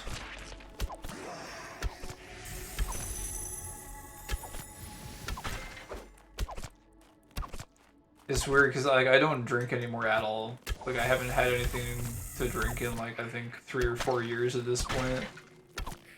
So it's actually kind of weird like talking about it now. It's like it feels like a different lifetime ago because it was all of that stuff happened like way before all the like COVID stuff started happening. Feels like it was like actually like a different existence or something. It's like a weird feeling.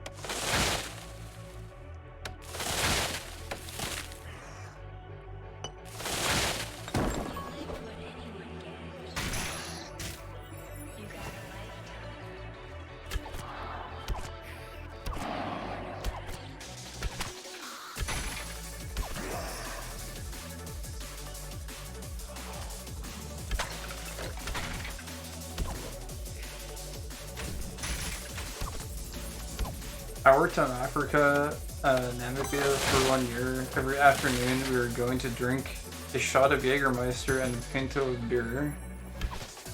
Another round and another round, and then we were going to work the evening. Crazy times. Namibia afternoon tradition. Oh, for real.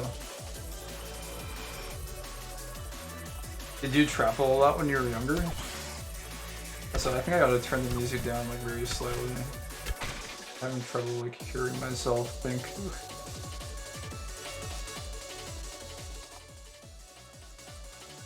There we go. I don't know what this guy's just chilling here.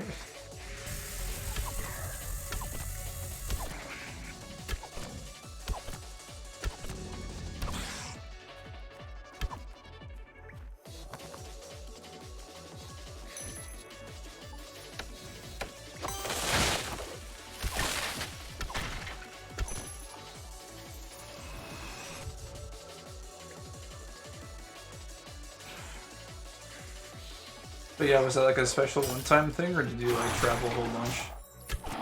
So I have not been much of a traveler.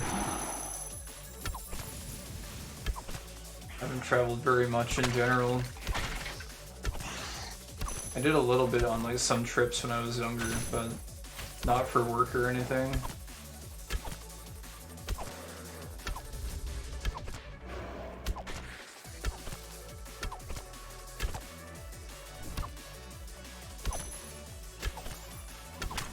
Since my 20s, I visited 34 countries. Holy crap. 3 continents and worked on 14 of them. Holy crap, man. You're quite the traveled individual there. Must have had some crazy experiences.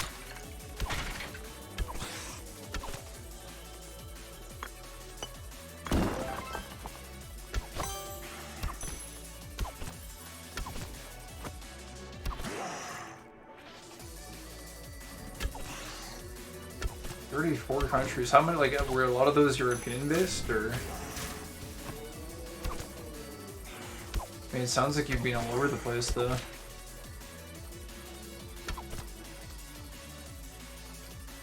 Love to travel into different cultures, products, seasonings, etc.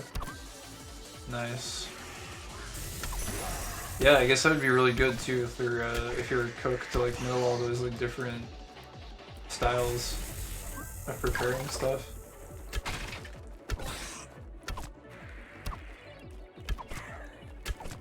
Must have picked up a lot of tricks along the way, I guess.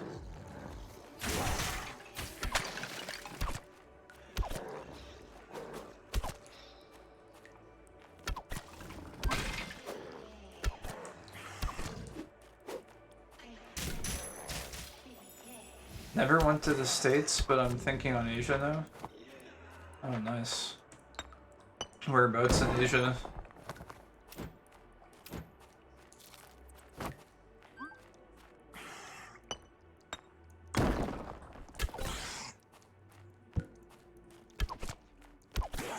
It's funny, I've heard a lot of people talking about like visiting Thailand lately. Actually, I think there's one guy that does like music compilations on YouTube that I think recently visited Thailand. It's a really nice place with like a lot of jungles, it looks like, from the pictures that he shared.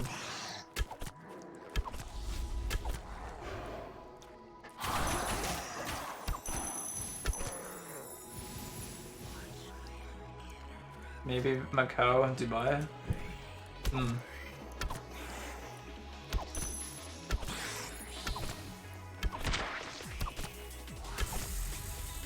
Yeah, there's a guy I was working with, he went on a business trip to Dubai at one point. I didn't actually end up going.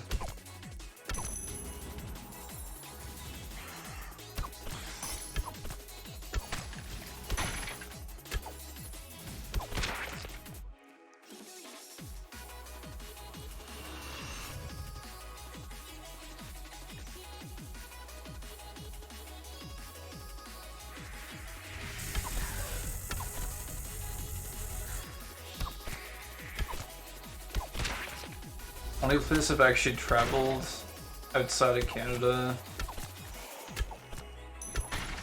I went to Europe at least once for a trip during school. I've been to the States a few times. But I think that's about it. Like, I haven't really traveled too much. I've been thinking about moving somewhere else though, because, I don't know. Canada gets pretty annoying with the winter, to be honest. The temperature here is like very, I don't know, it's not fun a lot of the year. It's kind of crazy. I'd like to go try out some different places.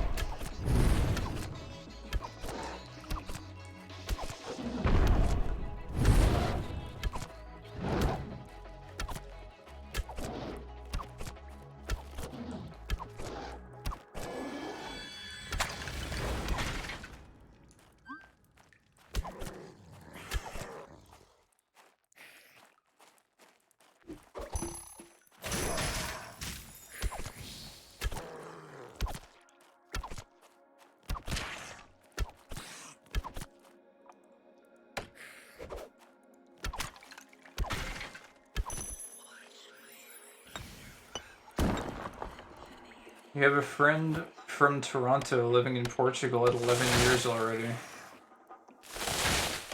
Came on holidays and stayed.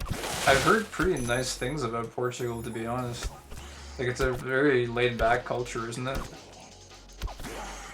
Like, there's some kind of, like, it's kind of got, like, from what I hear, there was a guy that I don't know if I would say I was, like, super close friends with him or anything, but I knew him. He was from Portugal. He said there was a lot of, like, kind of goofy practices and, like, parts of the culture or whatever that made it kind of just, like, fun and laid back. Also, aren't the crypto laws are pretty, like, nice there, aren't they? Like, isn't the taxation, like, not bad or something? I can't remember. For some reason, I seem to recall remembering, like, researching, like, crypto laws or whatever in Portugal being, like, a pretty favorable place to go. Because, quite frankly, Canada's sucked. Like, they're awful. They're very bad. Especially the latest ones. They've got, like, all these, like, weird restrictions on, like, exchanges. I'm pretty sure they shut down Binance in Ontario. So, like, you can't even use Binance if you're from this specific province I'm from. Like, it's really bad. Also, this is a cool playlist. Probably bookmark this one. Not bad.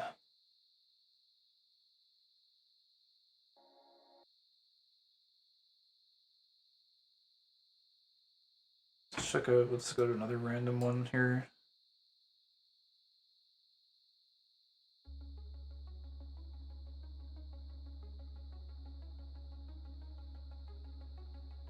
You should tax crypto, but I never did it.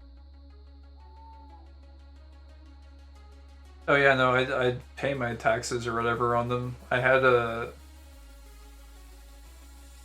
I made a disposal of a bunch of assets at one point without realizing that it would cause a taxation event. And so I spent like a month or two like sorting out all my records from back in the early engine days. Yeah, it was pretty crazy. But I don't know, just the rules that we have in place for it are like not good compared to a lot of other places. They're like very strict and anal about it. Like, I'm cool with crypto taxation, that's fine. But I think, I don't know. There are some places that do it well, and there's places that don't do it well. And Canada doesn't feel like it's a place that does it very well.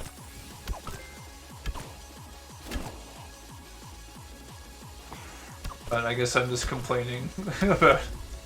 I mean, who wouldn't be complaining about that? But anyways.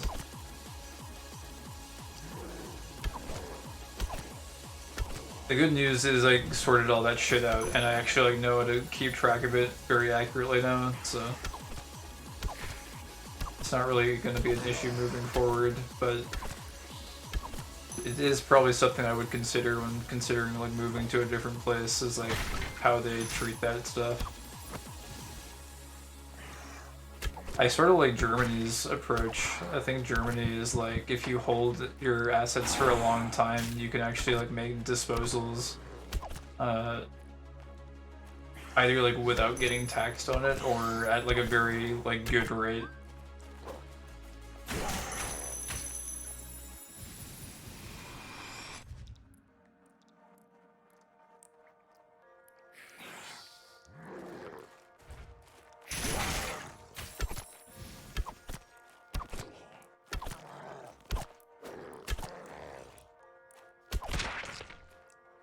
There's a few other good countries, I think, as well, but...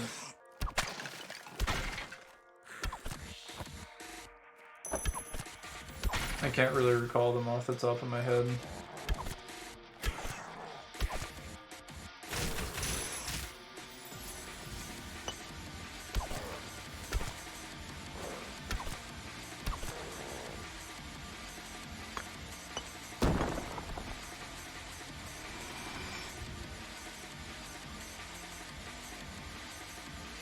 Damn, the bass line in this track is really nice, I like it.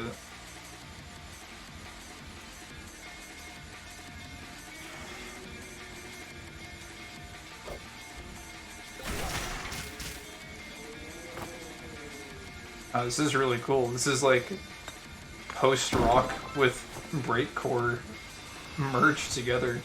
This is super cool.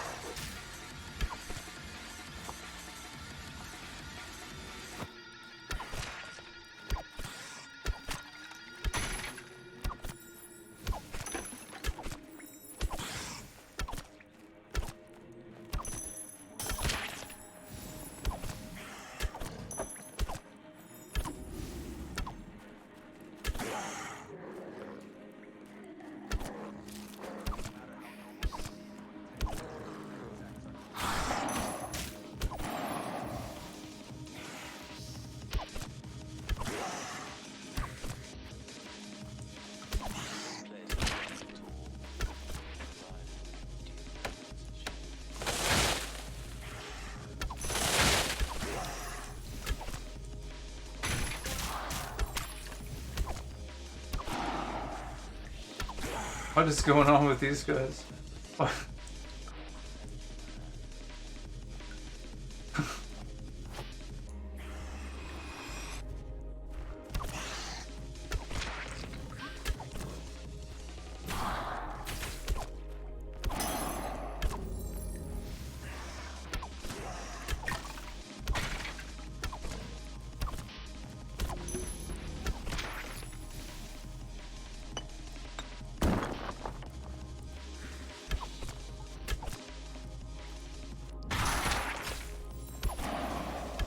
Oh man. Feels like the last few runs haven't had a lot of Tergantium more.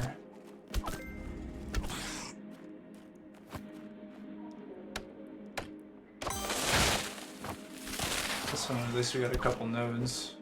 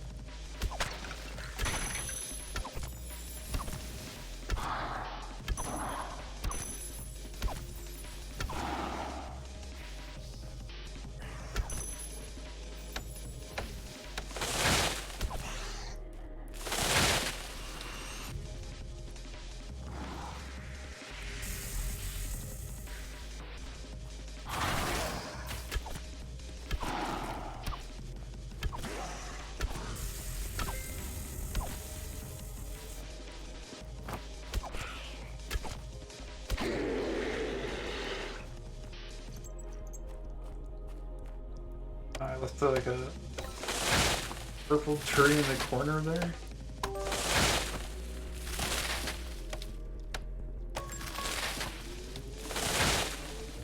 Oh no, this is a way to go. Okay, that makes sense.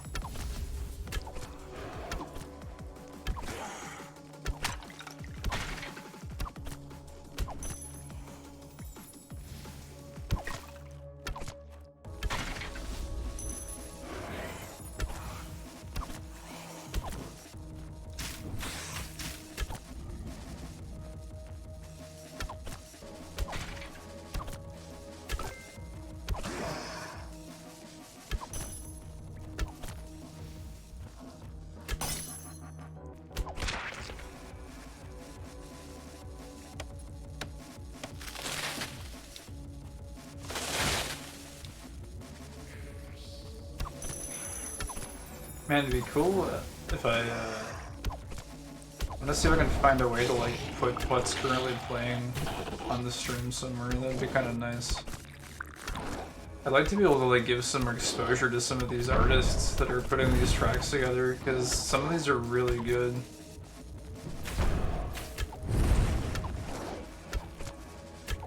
I feel like the least I can do if I'm playing their music on stream is like help promote them a little bit as well.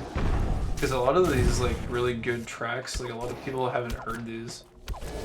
They have like no exposure. What a good way to do that when it's like a YouTube playlist would be though. Have to like get a browser capture source or something. But even that wouldn't really show like what current track is playing.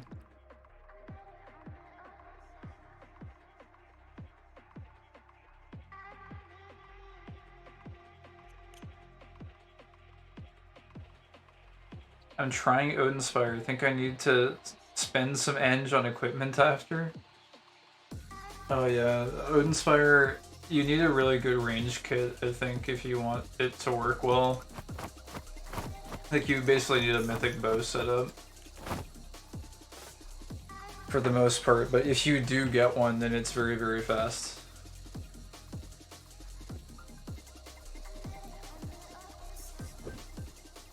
I'm not sure if there's a good melee setup for it.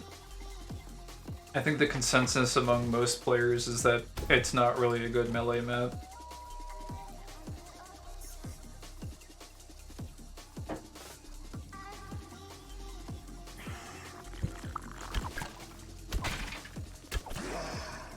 Organics is a fucker.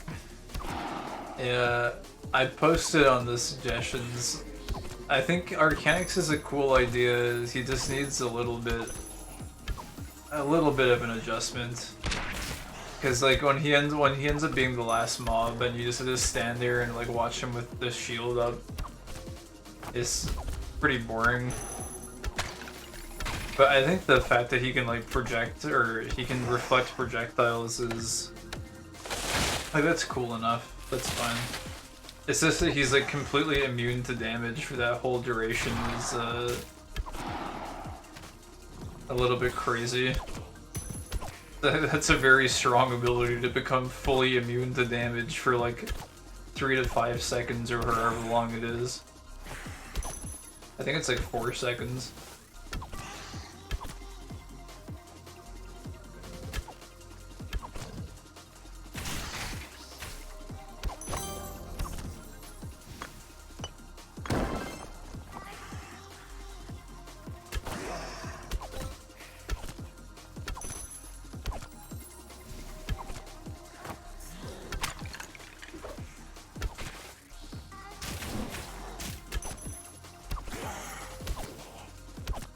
And on the music front, I guess like the people that are putting these lists together too, I'd kind of like to showcase them. I guess that is one thing I could do. I could like put the video title at least, like somewhere on screen so that like people could go see it. I think that would make sense. Because the people that put these playlists together work really hard to like find this shit. You might think these playlists just like come out of thin air, but like it takes a lot of effort to go and like find a bunch of music that flows together really nicely.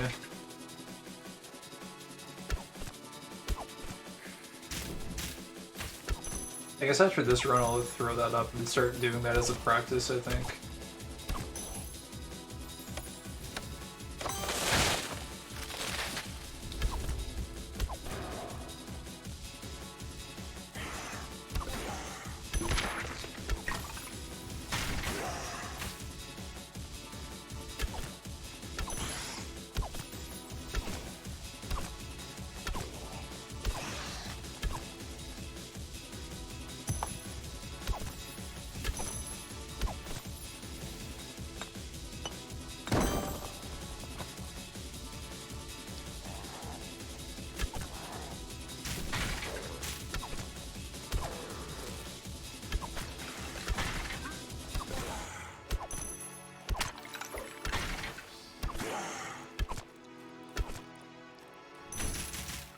Did axes get slower?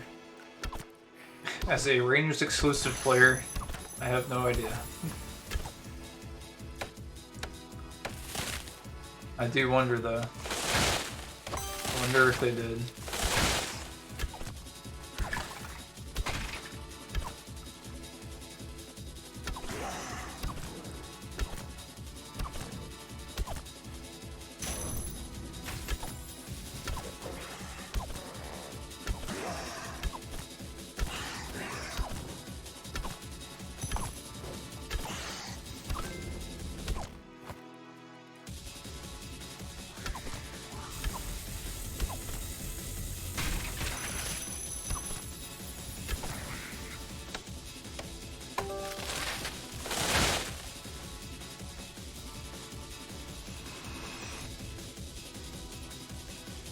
This is a very interesting beat.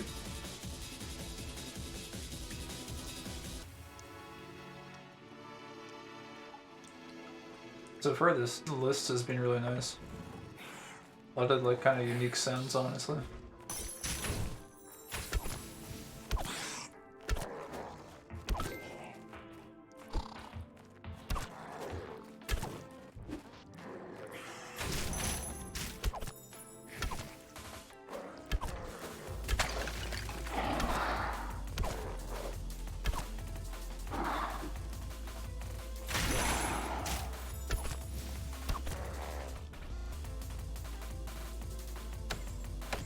Oh my god, I've been running this dungeon without my enhanced potion on, my enhanced range potion this whole time.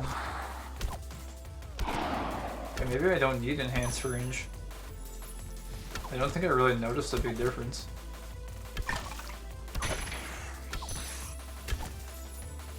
Maybe I should have kept going without it.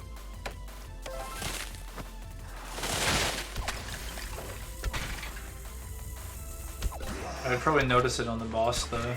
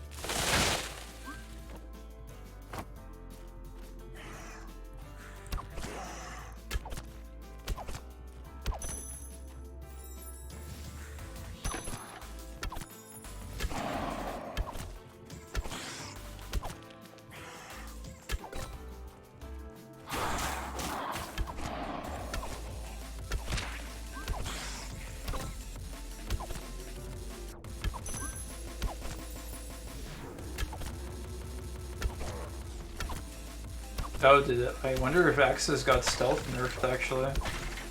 When people are saying it feels slower now. Huh. I honestly don't know what state they were in before or after anything, so I wouldn't even be able to comment. I don't think I've ever actually used an axe. I always just use Godslayer for Transcendent runs.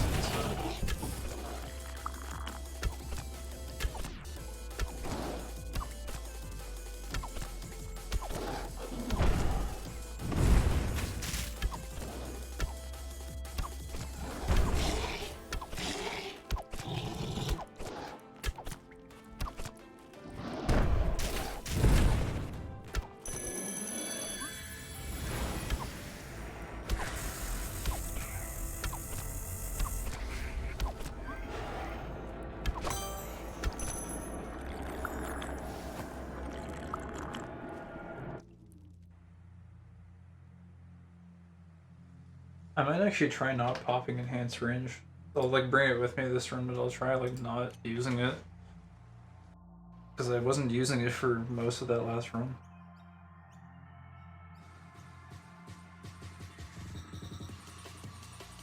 Oh yeah, I was gonna put up the playlist name as well.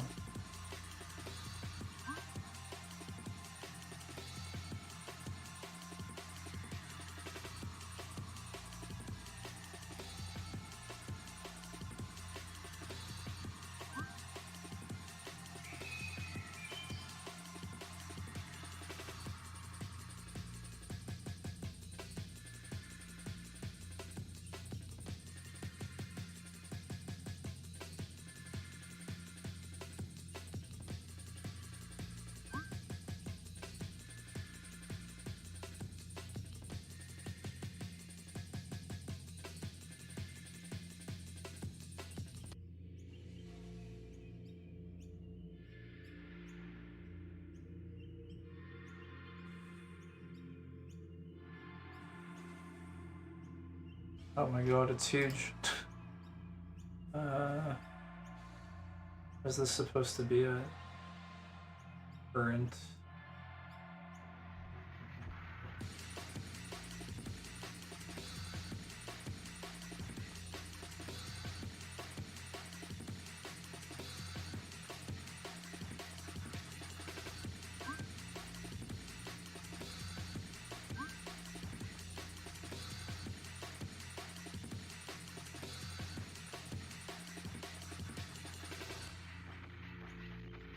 I guess this is like scale it or whatever.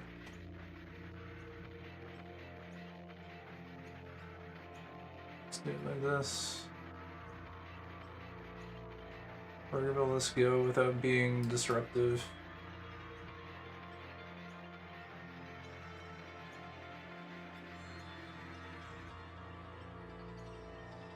Guess like up here is maybe fine.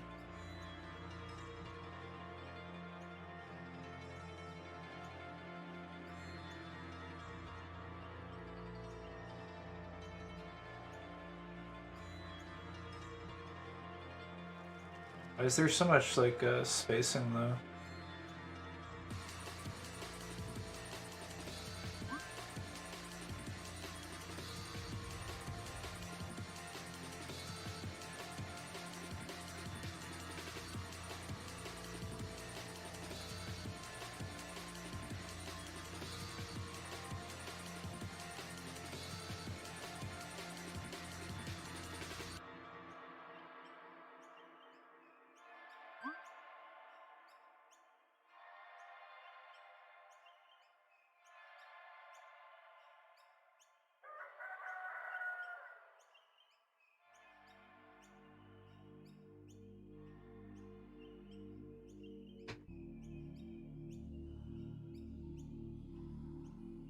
Oh my god, how much space does this take up?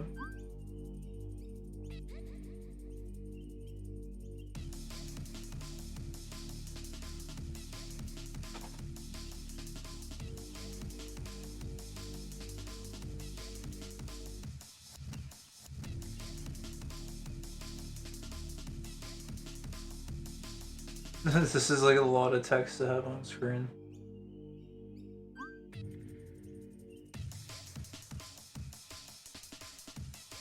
Maybe we put it on its own line.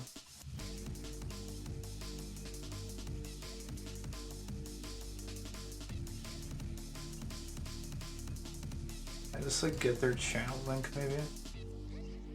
Oh yeah, that would be cleaner, I think.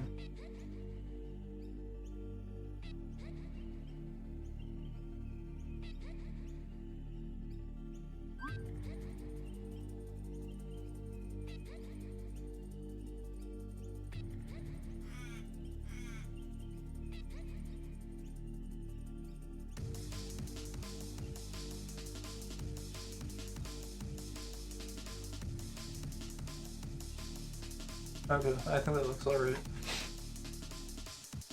And just put something like that up for letting people know where the playlist is, in case they're interested.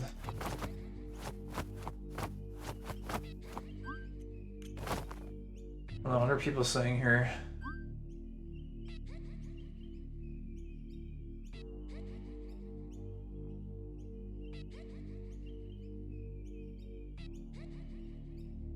Mr. Snow got Lambo? Nice. Lambo's a cool pet.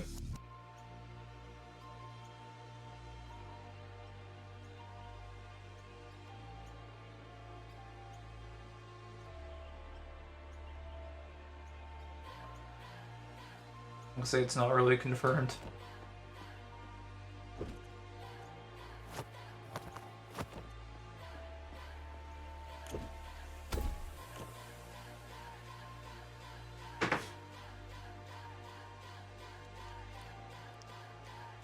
Need to rebuy pumpkin. Didn't bring enough energy stuff.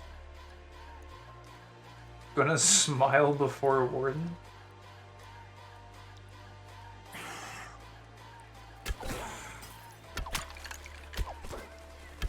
Yeah, energy stuff is important. Oh, smoke. I was wondering if you were gonna smile in front of him so that maybe he'd be consider being nice to you or something, even though you're tired. Maybe he'd take it easy on you.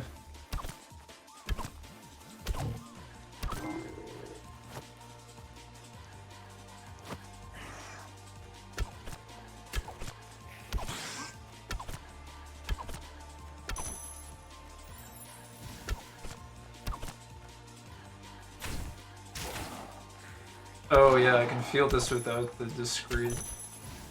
Or, yeah, I think the breakpoints are important to have for both of these. Having both of them on lets you get some nice breakpoints with Tinted Tempest that I just probably wasn't realizing at the time.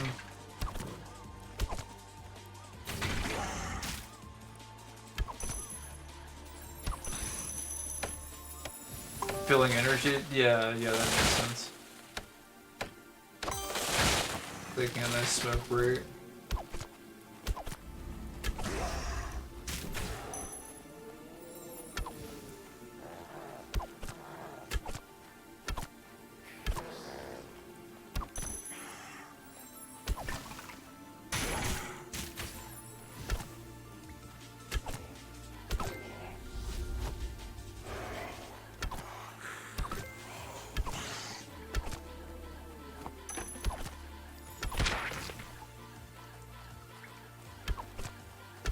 Man, normally I would try to do a long stream tomorrow on Saturday. Do like a long grind session instead of like a short one, but I got some stuff I had to take care of this weekend, so it'll probably be a short one. I'm not sure if I'll stream tomorrow. I guess we'll see. I was kind of planning to like just watch some streams tonight, but then I started listening to music and I just got into a good grind flow, and I figured if I'm going to be just listening to music anyways, I might as well stream at the same time. I feel like I'll do that whenever I just listen to music. I'll probably just stream it anyways in case something cool drops. So it'd be nice to just have it recorded. I still remember like waking up in the morning and doing a run before the latest patch and Mark of the True dropping. It's pretty cool. It was a nice start to that morning.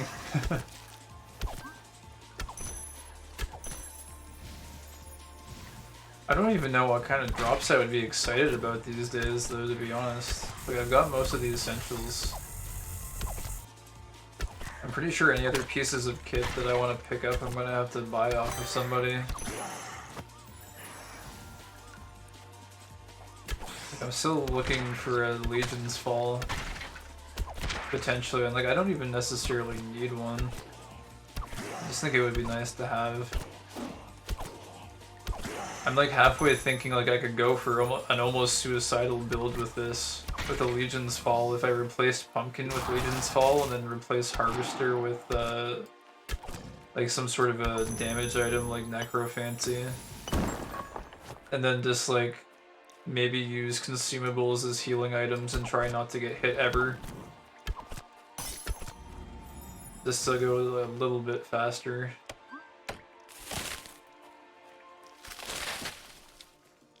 Well, at least I didn't brought my Doomerak armor, so if I die, it's no great loss. Frosty the Light is protected. Those tools and stupid radiant armor that I brought to the Odinspire trial. I wouldn't skimp on armor for Odinspire, unless you've got like really good healing relics, probably. Because those arrows are like, there's a lot of them. I don't know, I mean if you can dodge a lot of hits, Radiant might be okay. But probably like Luminous, like the legendary armor, is probably like a minimum I think for most builds? I don't know. I guess you can judge for yourself how much damage you take. I just find on that map you can sometimes, like even if you're really good at dodging, you can take large bursts of damage out of nowhere. It might be nice to have a little bit nicer armor.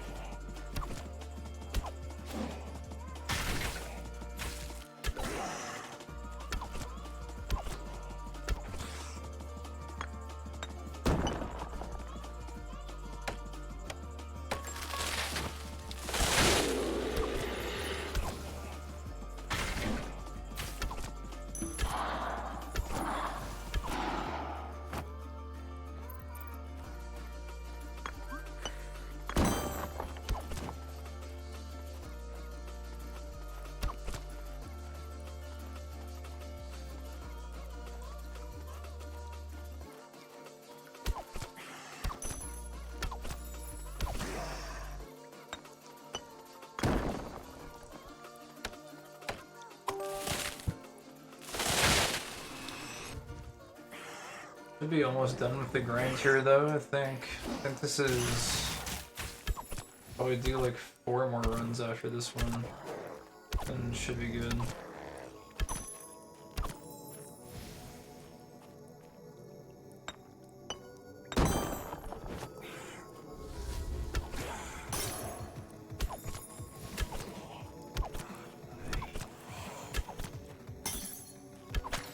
It's been a slow night for drops though. I guess we did get the one Aetherwood early on, but nothing really too crazy. That's okay. It's kind of to be expected to have some slower nights, slower grind sessions. The loot faucet has to refill once in a while. Can't just be turned on all the time.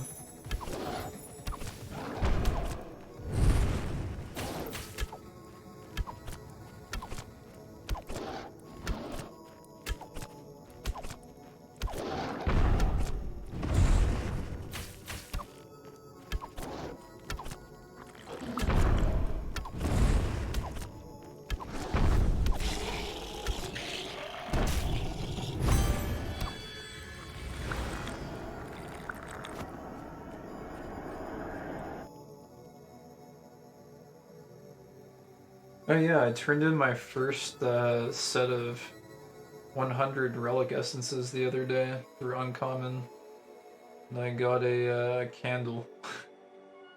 It was like a royal candelera or something, however you pronounce that. What do you call it?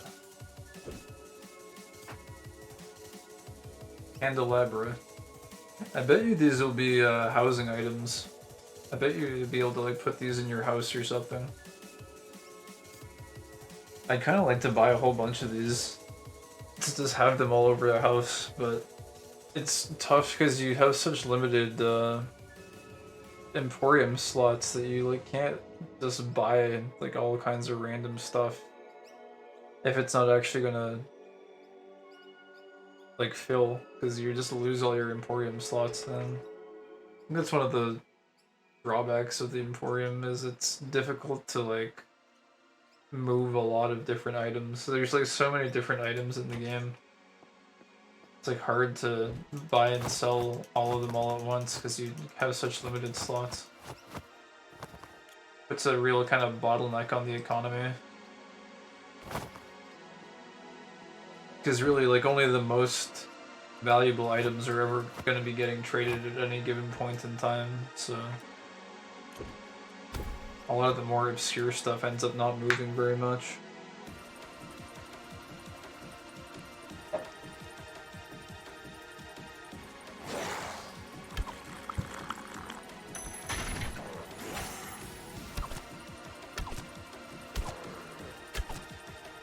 This is kind of cool view from the rocks here. It kind of reminds me of the old Olcuf map. Oh hey, what the heck? I can see through the wall. Reminds me of the old Mount Olcuf. And a part of me was hoping that Echoes of Time was gonna be something where it was like a bunch of old maps or like old tile sets that used to be used from back in the day. I was hoping that was what it was going to be, like the Echoes of Time revisit old maps from like past patches or something. Thought that would have been pretty cool. I have some fond memories of grinding on some of the older maps.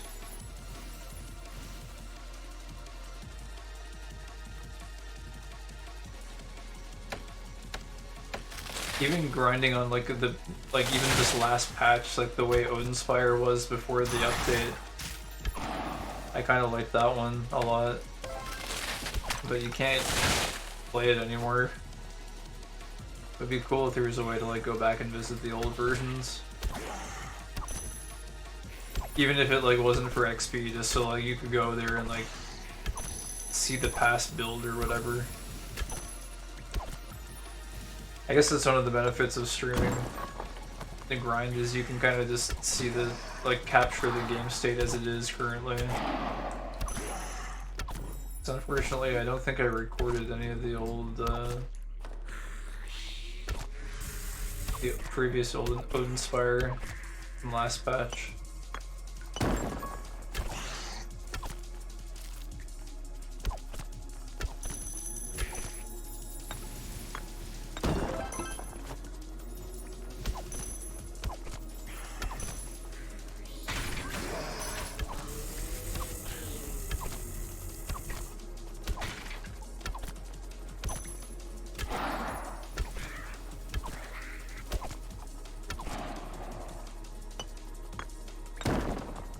Didn't die, only took 7.5k damage. Not bad. Yeah, that sounds pretty good. Sounds reasonable.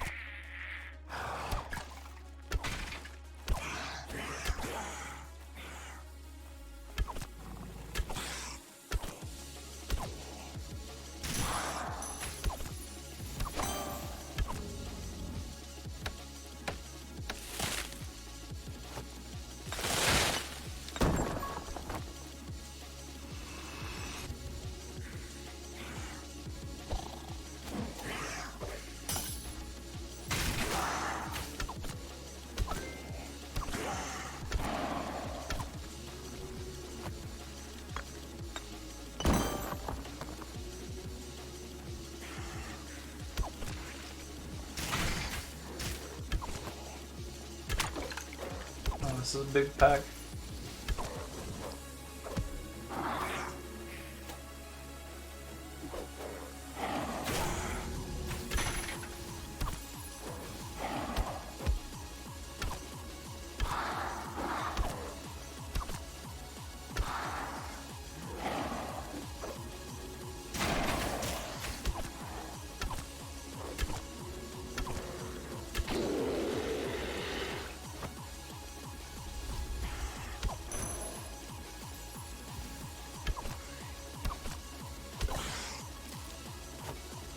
And this is going into some, what do you call it? Like hard bass. Hard electro bass. I haven't listened to that stuff in many years.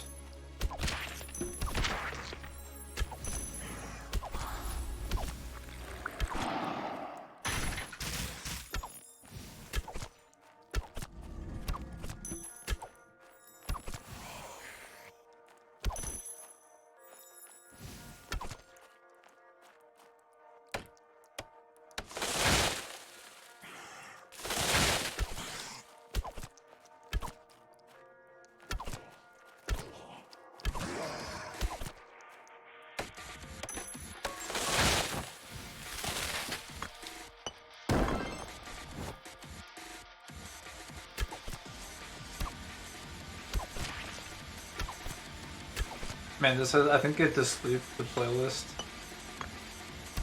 I think this has to be the best track. It's so cool.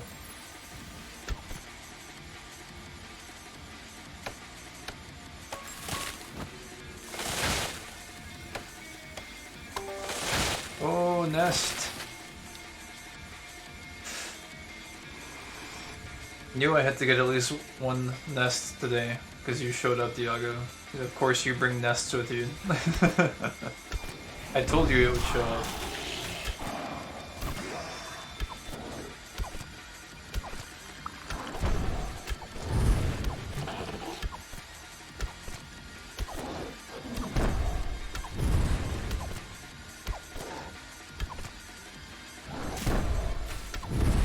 I think I might save this one though and like not sell it right away. I think people are starting to like value chests more. Or maybe it's just Warden's chest. But maybe Mysterious Nests could go up as well. How many have we got anyways? Oh, I've only got one. One other one. Birdie nest. Filled with little Easter eggs.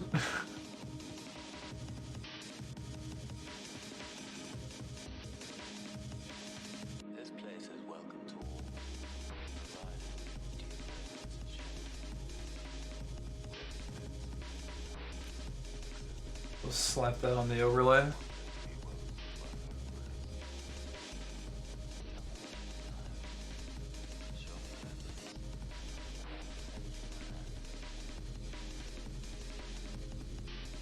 Is there a cleaner way I could put... I could put the code for the video, but I feel like it's easier to find it if that's like the title. So no one wants to type in the code. This should be fine as it is. Oh, we've got two of them now, okay. We had one previously.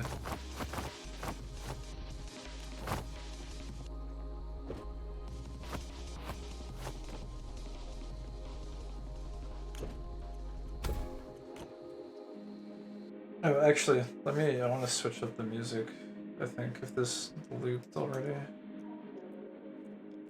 Yeah, it did. I would like to... I want to check out the artist of this, because this is really cool. I haven't heard anything quite like this one.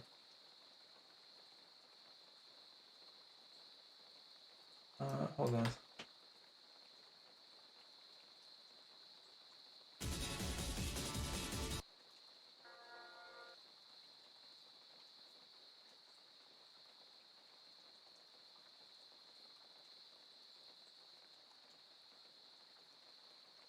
Oh wait, what the heck? Oh, it's not easy to find it. I don't even know if this is posted on YouTube.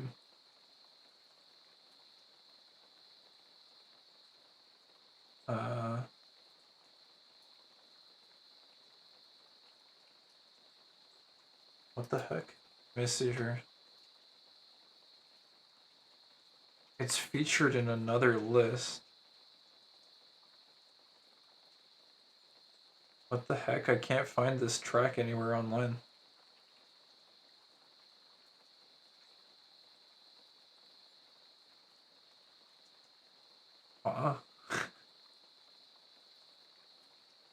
It's in this other list here. Also by Breaks and Breaks. The heck?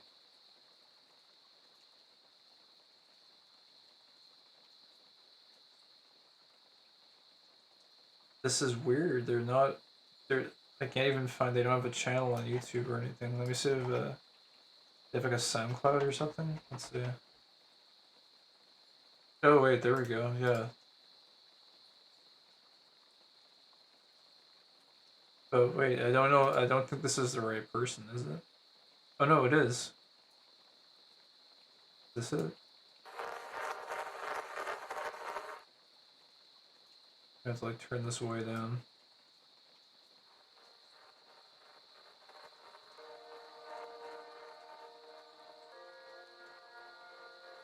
Wow, it only has 5 favorites. It only has 163 plays. That's crazy.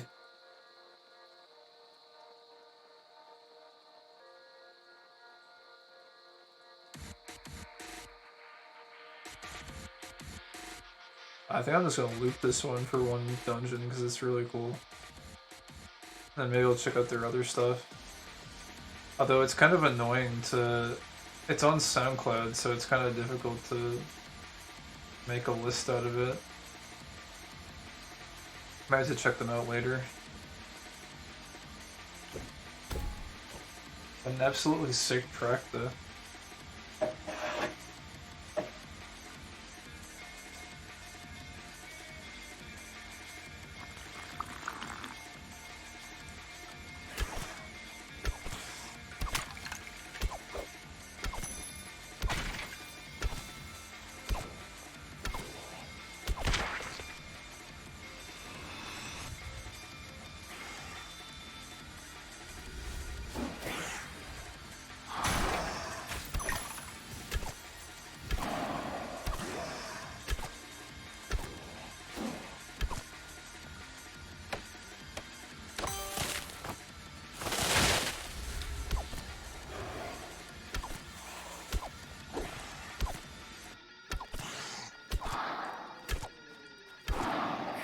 Actually, I do wonder if you can just...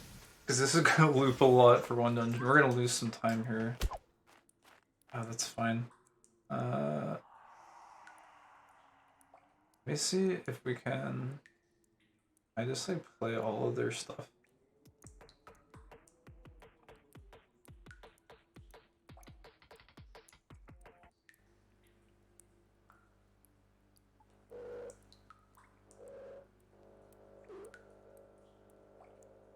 I don't know what this is. This is like a 20-minute list by them, or like a 20-minute track. Maybe it's like an album release or an episode or something. Let's just give it a listen. Let's see if it's good. It's got a very abstract opening. Kinda cool.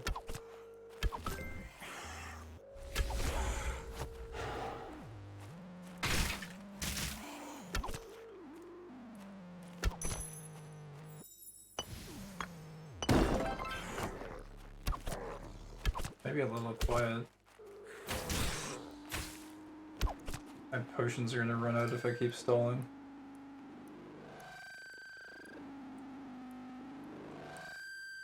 Okay.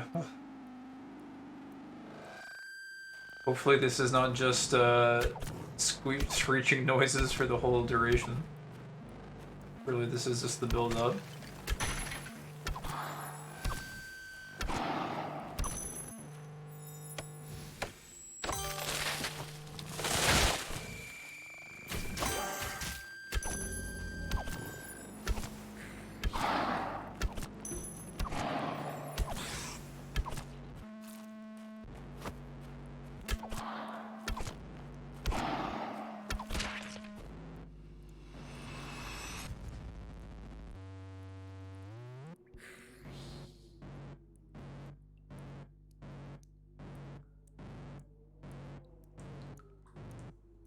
This is very, like, noisecore. I don't think this is something I would really listen to necessarily while grinding. But we'll see where it goes. I probably should have scouted it out before I started.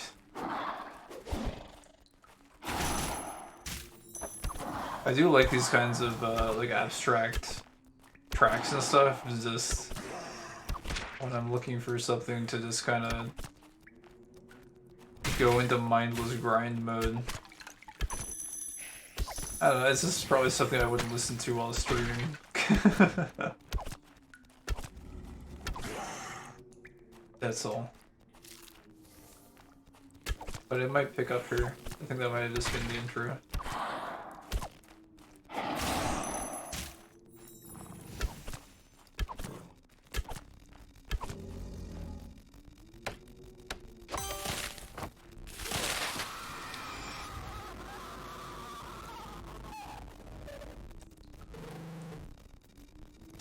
This is definitely noisecore, dude.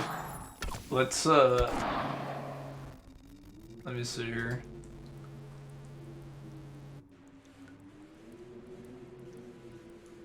We'll go back and scout that one after. This is just another track by them. We'll just see. I think this is more,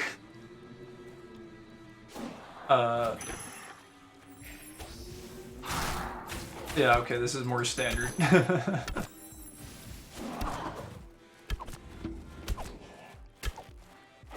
I'll go ahead and skip through that previous episode just to see when it starts up. I think it's that intro is a little bit of a vent track by them, possibly.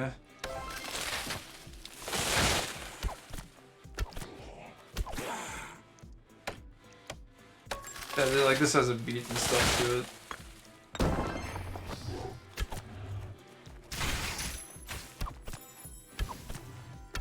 I'm legitimately gonna run out of potions if I keep stalling here. Oh, this is actually sick though. This is really nice.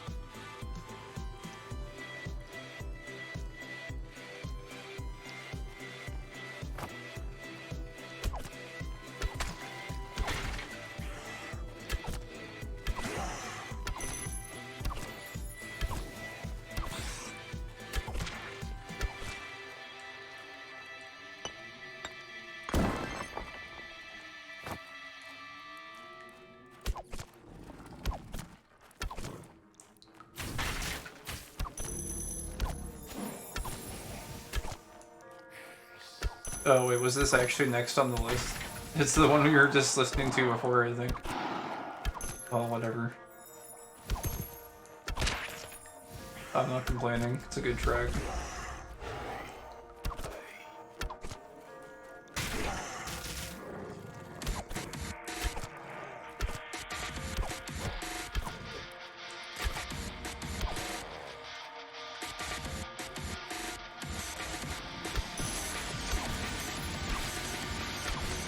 Dude, the audio balancing, man. Why is this so loud now? Come on, man. There we go.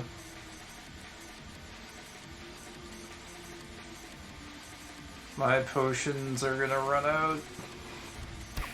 Gonna be fighting another demon for 5 minutes.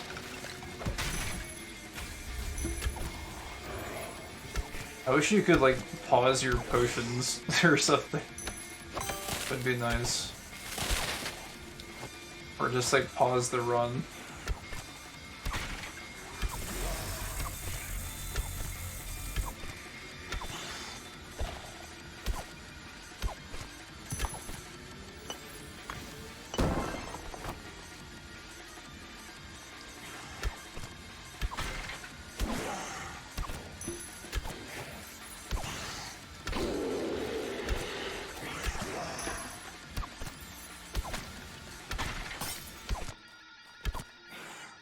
Alright, I think it should auto-queue other stuff now, I think. I think that's how SoundCloud works. I don't usually go on SoundCloud too often.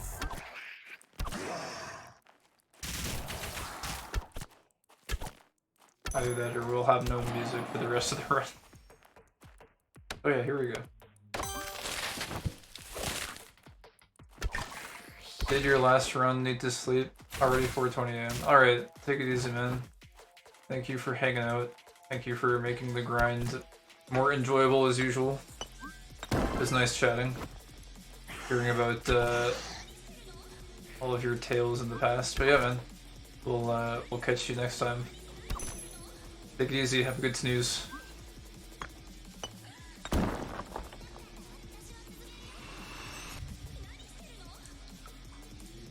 Google grind and loot buff. Good grind and loot buff. I thought it was like the name of a band or something. I was gonna go look it up. But yeah, man, take it easy. But yeah, do as well when you wake up. Hope your grind is good. You can store a loot buff for later. Yeah, take it easy, man. Bye bye for now.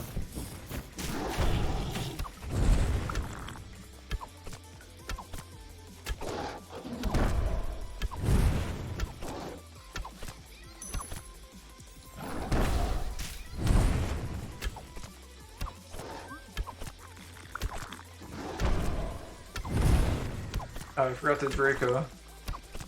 My juice.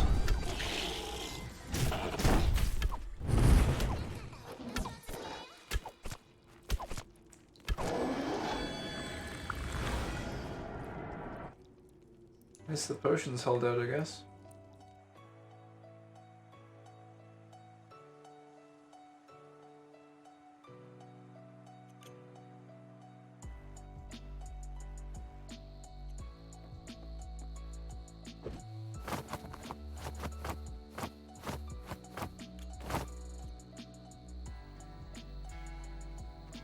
Oh, there's actually a lot of tracks here. Let me update this as well.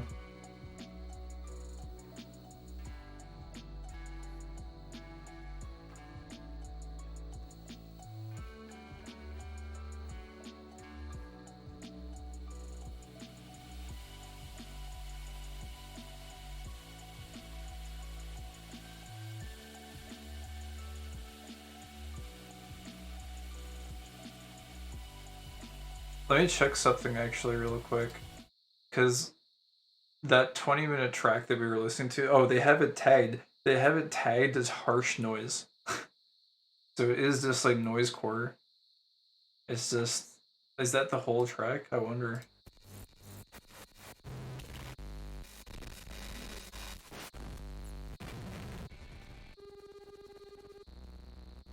It is. It's the whole track.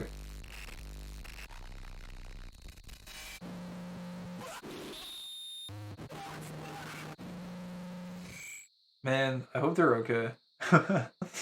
Usually, like, there's been times in my life where listening to something like that is actually, like, kind of therapeutic. But I think, I don't know, it's usually a pretty dark time if you have to listen to stuff like that, so I hope they're doing okay, because to come up with a 22-minute track of harsh noise, pretty intense. But the rest of their stuff is kind of, oh, hold on. No, they got some more harsh noise in here too. What is this? Yeah, they've got kind of.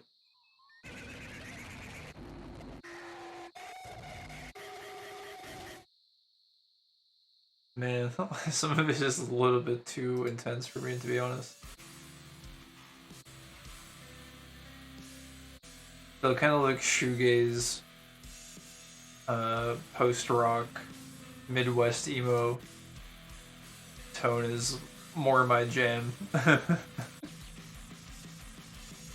Oh, this is kind of cool.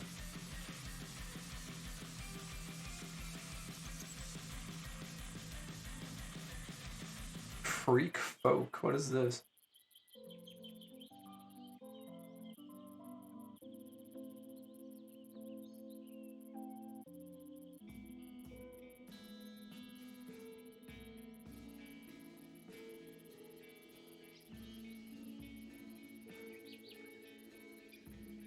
I feel like it would be pretty hard to just like what I need to do is like get these as singles and like add them to a list. I think because it's a little bit all over the place.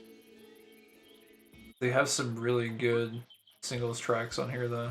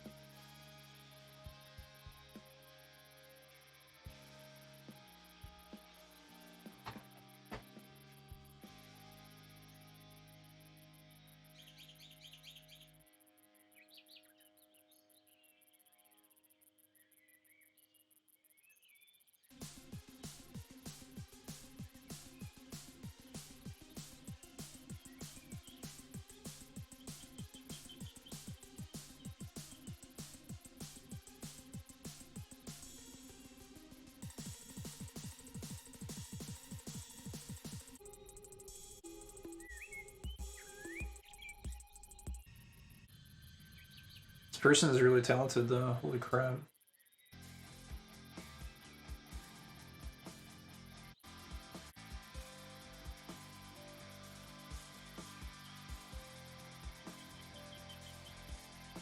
Anyways, I will probably like go source some of their stuff for like a custom list later. Let me see if I can find something in the meantime. Maybe just some more breaks and breaks. See what we got here.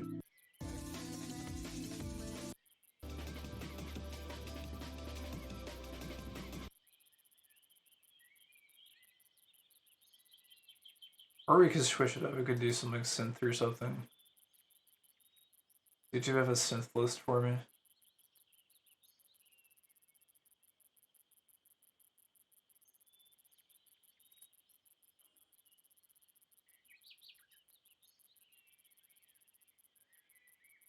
This is a really weird auto-gen list.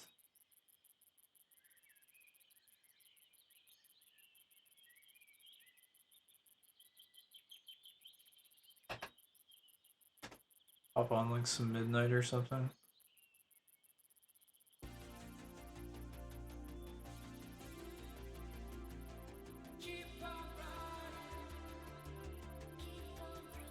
Sure, why not? Okay, there's an auto-gen midnight list.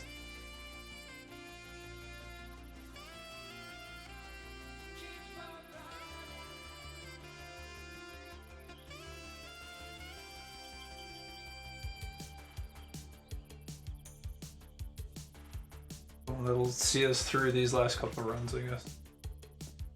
Make it go by pretty quick.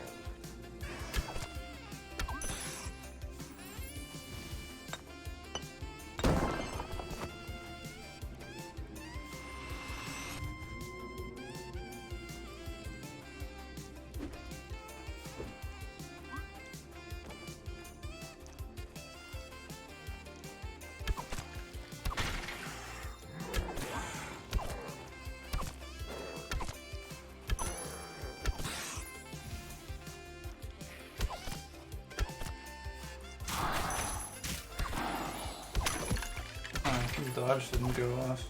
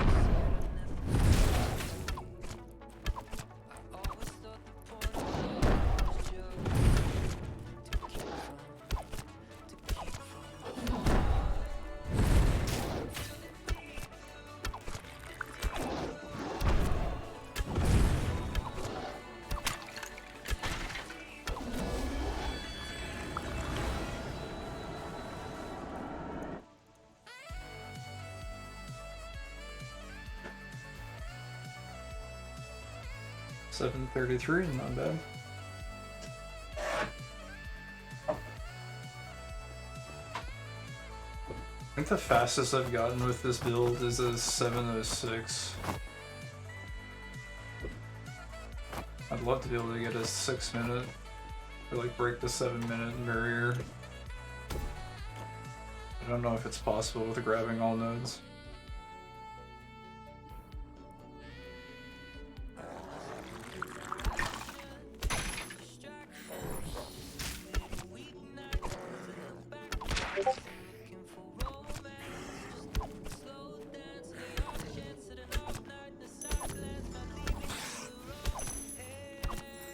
Wait, do I have a Discord window open? Why did a Discord sound just go off?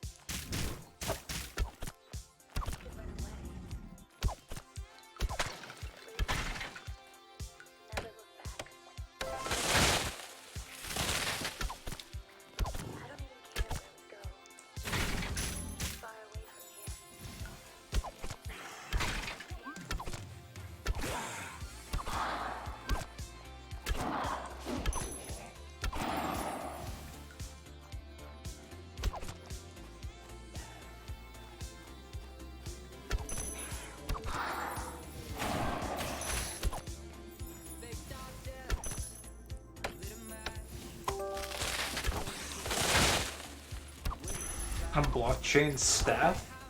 Magic confirmed? Question mark?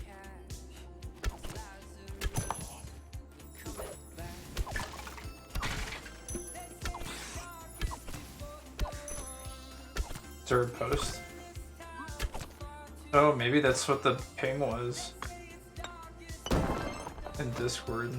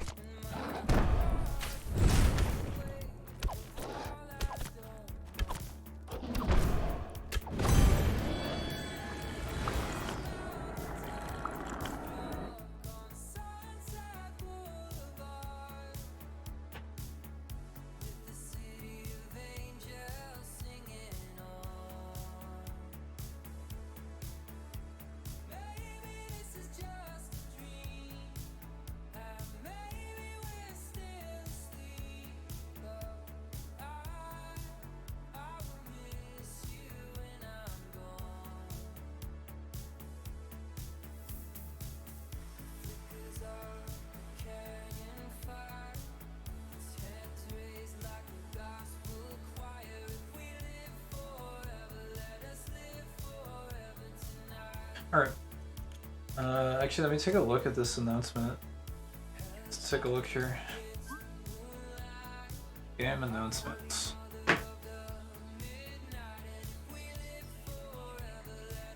Oh man, Relics Spellstone would go to the moon. Let's see. Everyone, we are thrilled to announce the successful completion of our community event to rebuild the bridge. Your dedication and teamwork have restored this crucial passage, ensuring a safe swift travels for all. Let's hope there's no more blizzards for a long time. For this monumental achievement, citizens from Talmuth and Inverdun decided to award prizes for the top 10 contributors. First place gets a Transcendent Blockchain Staff. Holy crap. Yo. Second place gets a Mythic Blockchain Staff. Third place gets a Legendary Blockchain Staff. Fourth to sixth place gets Frostfall Vault and 2 Frostfall Vault Orb, and 7th to 10th get 1 Frostfall Vault and 1 Frostfall Vault Orb. Additionally, it seems the citizens have banded together to award a mystery prize to all top 10 places and additional token appreciation. These prizes, along with the mystery prize, will be handed out on the next major update, where we will introduce the long-awaited magic weapons and a new game mode, Descending Nightmares. Oh, confirmed! It's confirmed next update. Let's freaking go, dude. In the meantime, it might be worthwhile checking in with Luna Wolfblood at Frostfall Siege. Okay, we're restarting the game and going to check it out.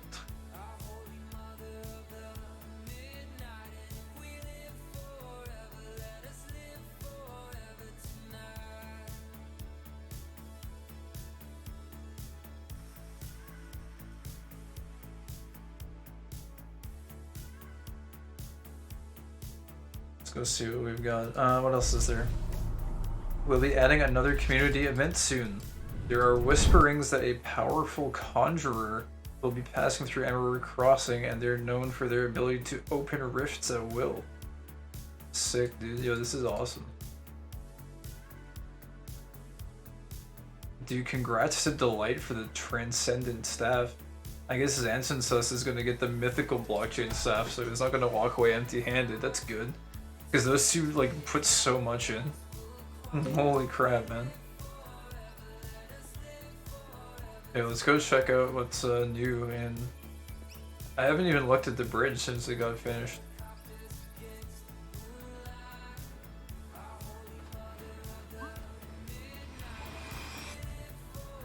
Man, Transcendent Blockchain Staff. That sounds so freaking cool. Gonna have freaking wizards out here.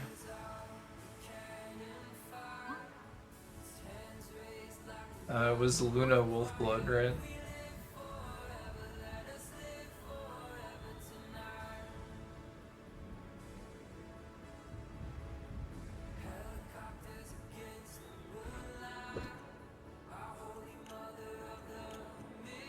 Oh, sick. Okay.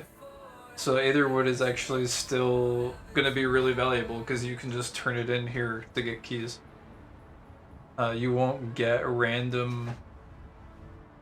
You won't get like the random Frostfall Vault Orb or the chests or whatever, but you can get 3 keys. That's freaking awesome. So you can still be hyped to get Aetherwood, I guess. That's pretty cool. Because I think it's great to be able to stockpile keys and then just like chill out with a siege grind session once in a while. That's really nice. Oh wait, geodes are worth 2 keys. I didn't know that. That's pretty cool.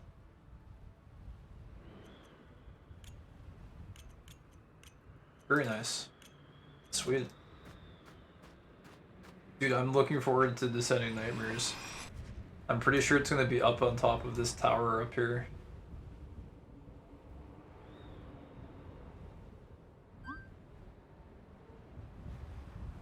Also, anything new from this guy? Doesn't look like it. Ocean Pack is still here.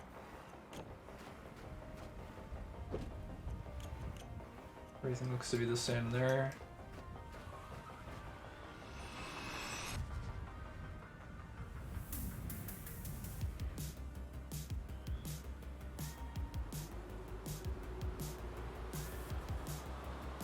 Dude, this. Let me in. Let me in.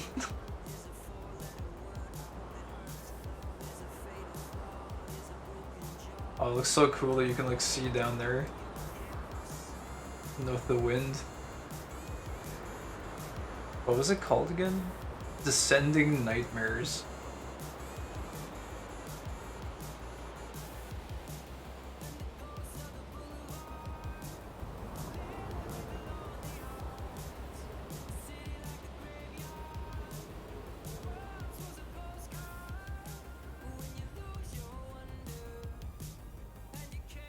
Let's go check out the bridge. I haven't looked at it yet.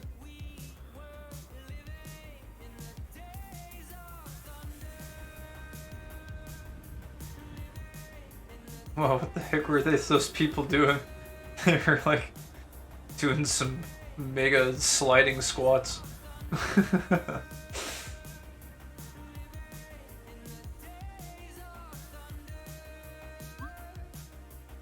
So wait, what was it? So introduce the long-awaited magic weapons. Yeah, okay, so it is gonna be like magic is in next update. That's crazy, man. I wonder how strong magic is gonna be.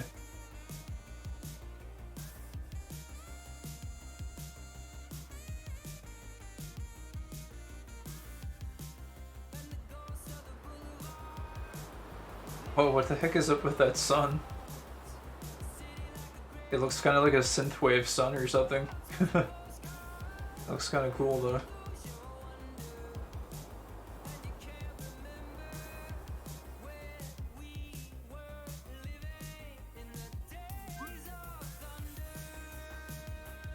There it is.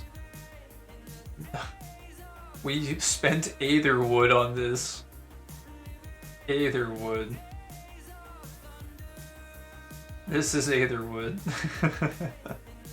I was expecting like a much more prestigious looking implement, but it seems that this is what we get. I think people were already saying that the guy like pocketed the rest of the Aetherwood and ran away with it. I'll still remember taking this route to go around though. This is the first path. It's kind of cool though if there's gonna just keep on being like ongoing events. Like that's really awesome. That like they last a long time. Basically, they like give Cliff, as long as Cliff like comes up with the next update and pre-plans it to last for a long time, then it keeps us busy while he works on the next thing. That's really cool. Plus, it keeps the economy going because like that really gave Aetherwood a nice boost. So I wonder what the next update will be. That's super cool though. Congrats to the bridge contributors. That was not cheap either if you look at how much they spent on the wood, so it's really awesome that they're going to be getting a transcended into mythical. And I think, who was it? Seuss Chef got third place with the legendary blockchain staff. That's awesome.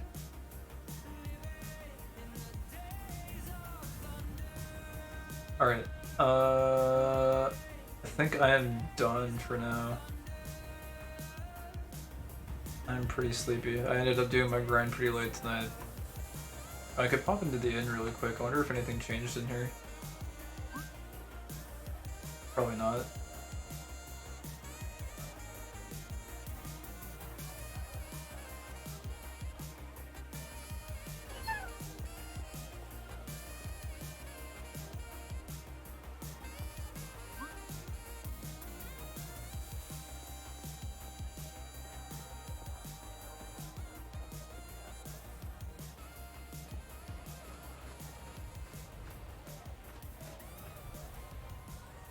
Alright.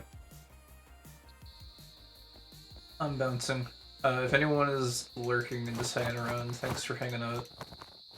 I will probably be back maybe on Sunday, probably do Echoes of Time then. But yeah, that's it for me tonight. So thank you guys for chilling, and see you next time. Bye bye for now.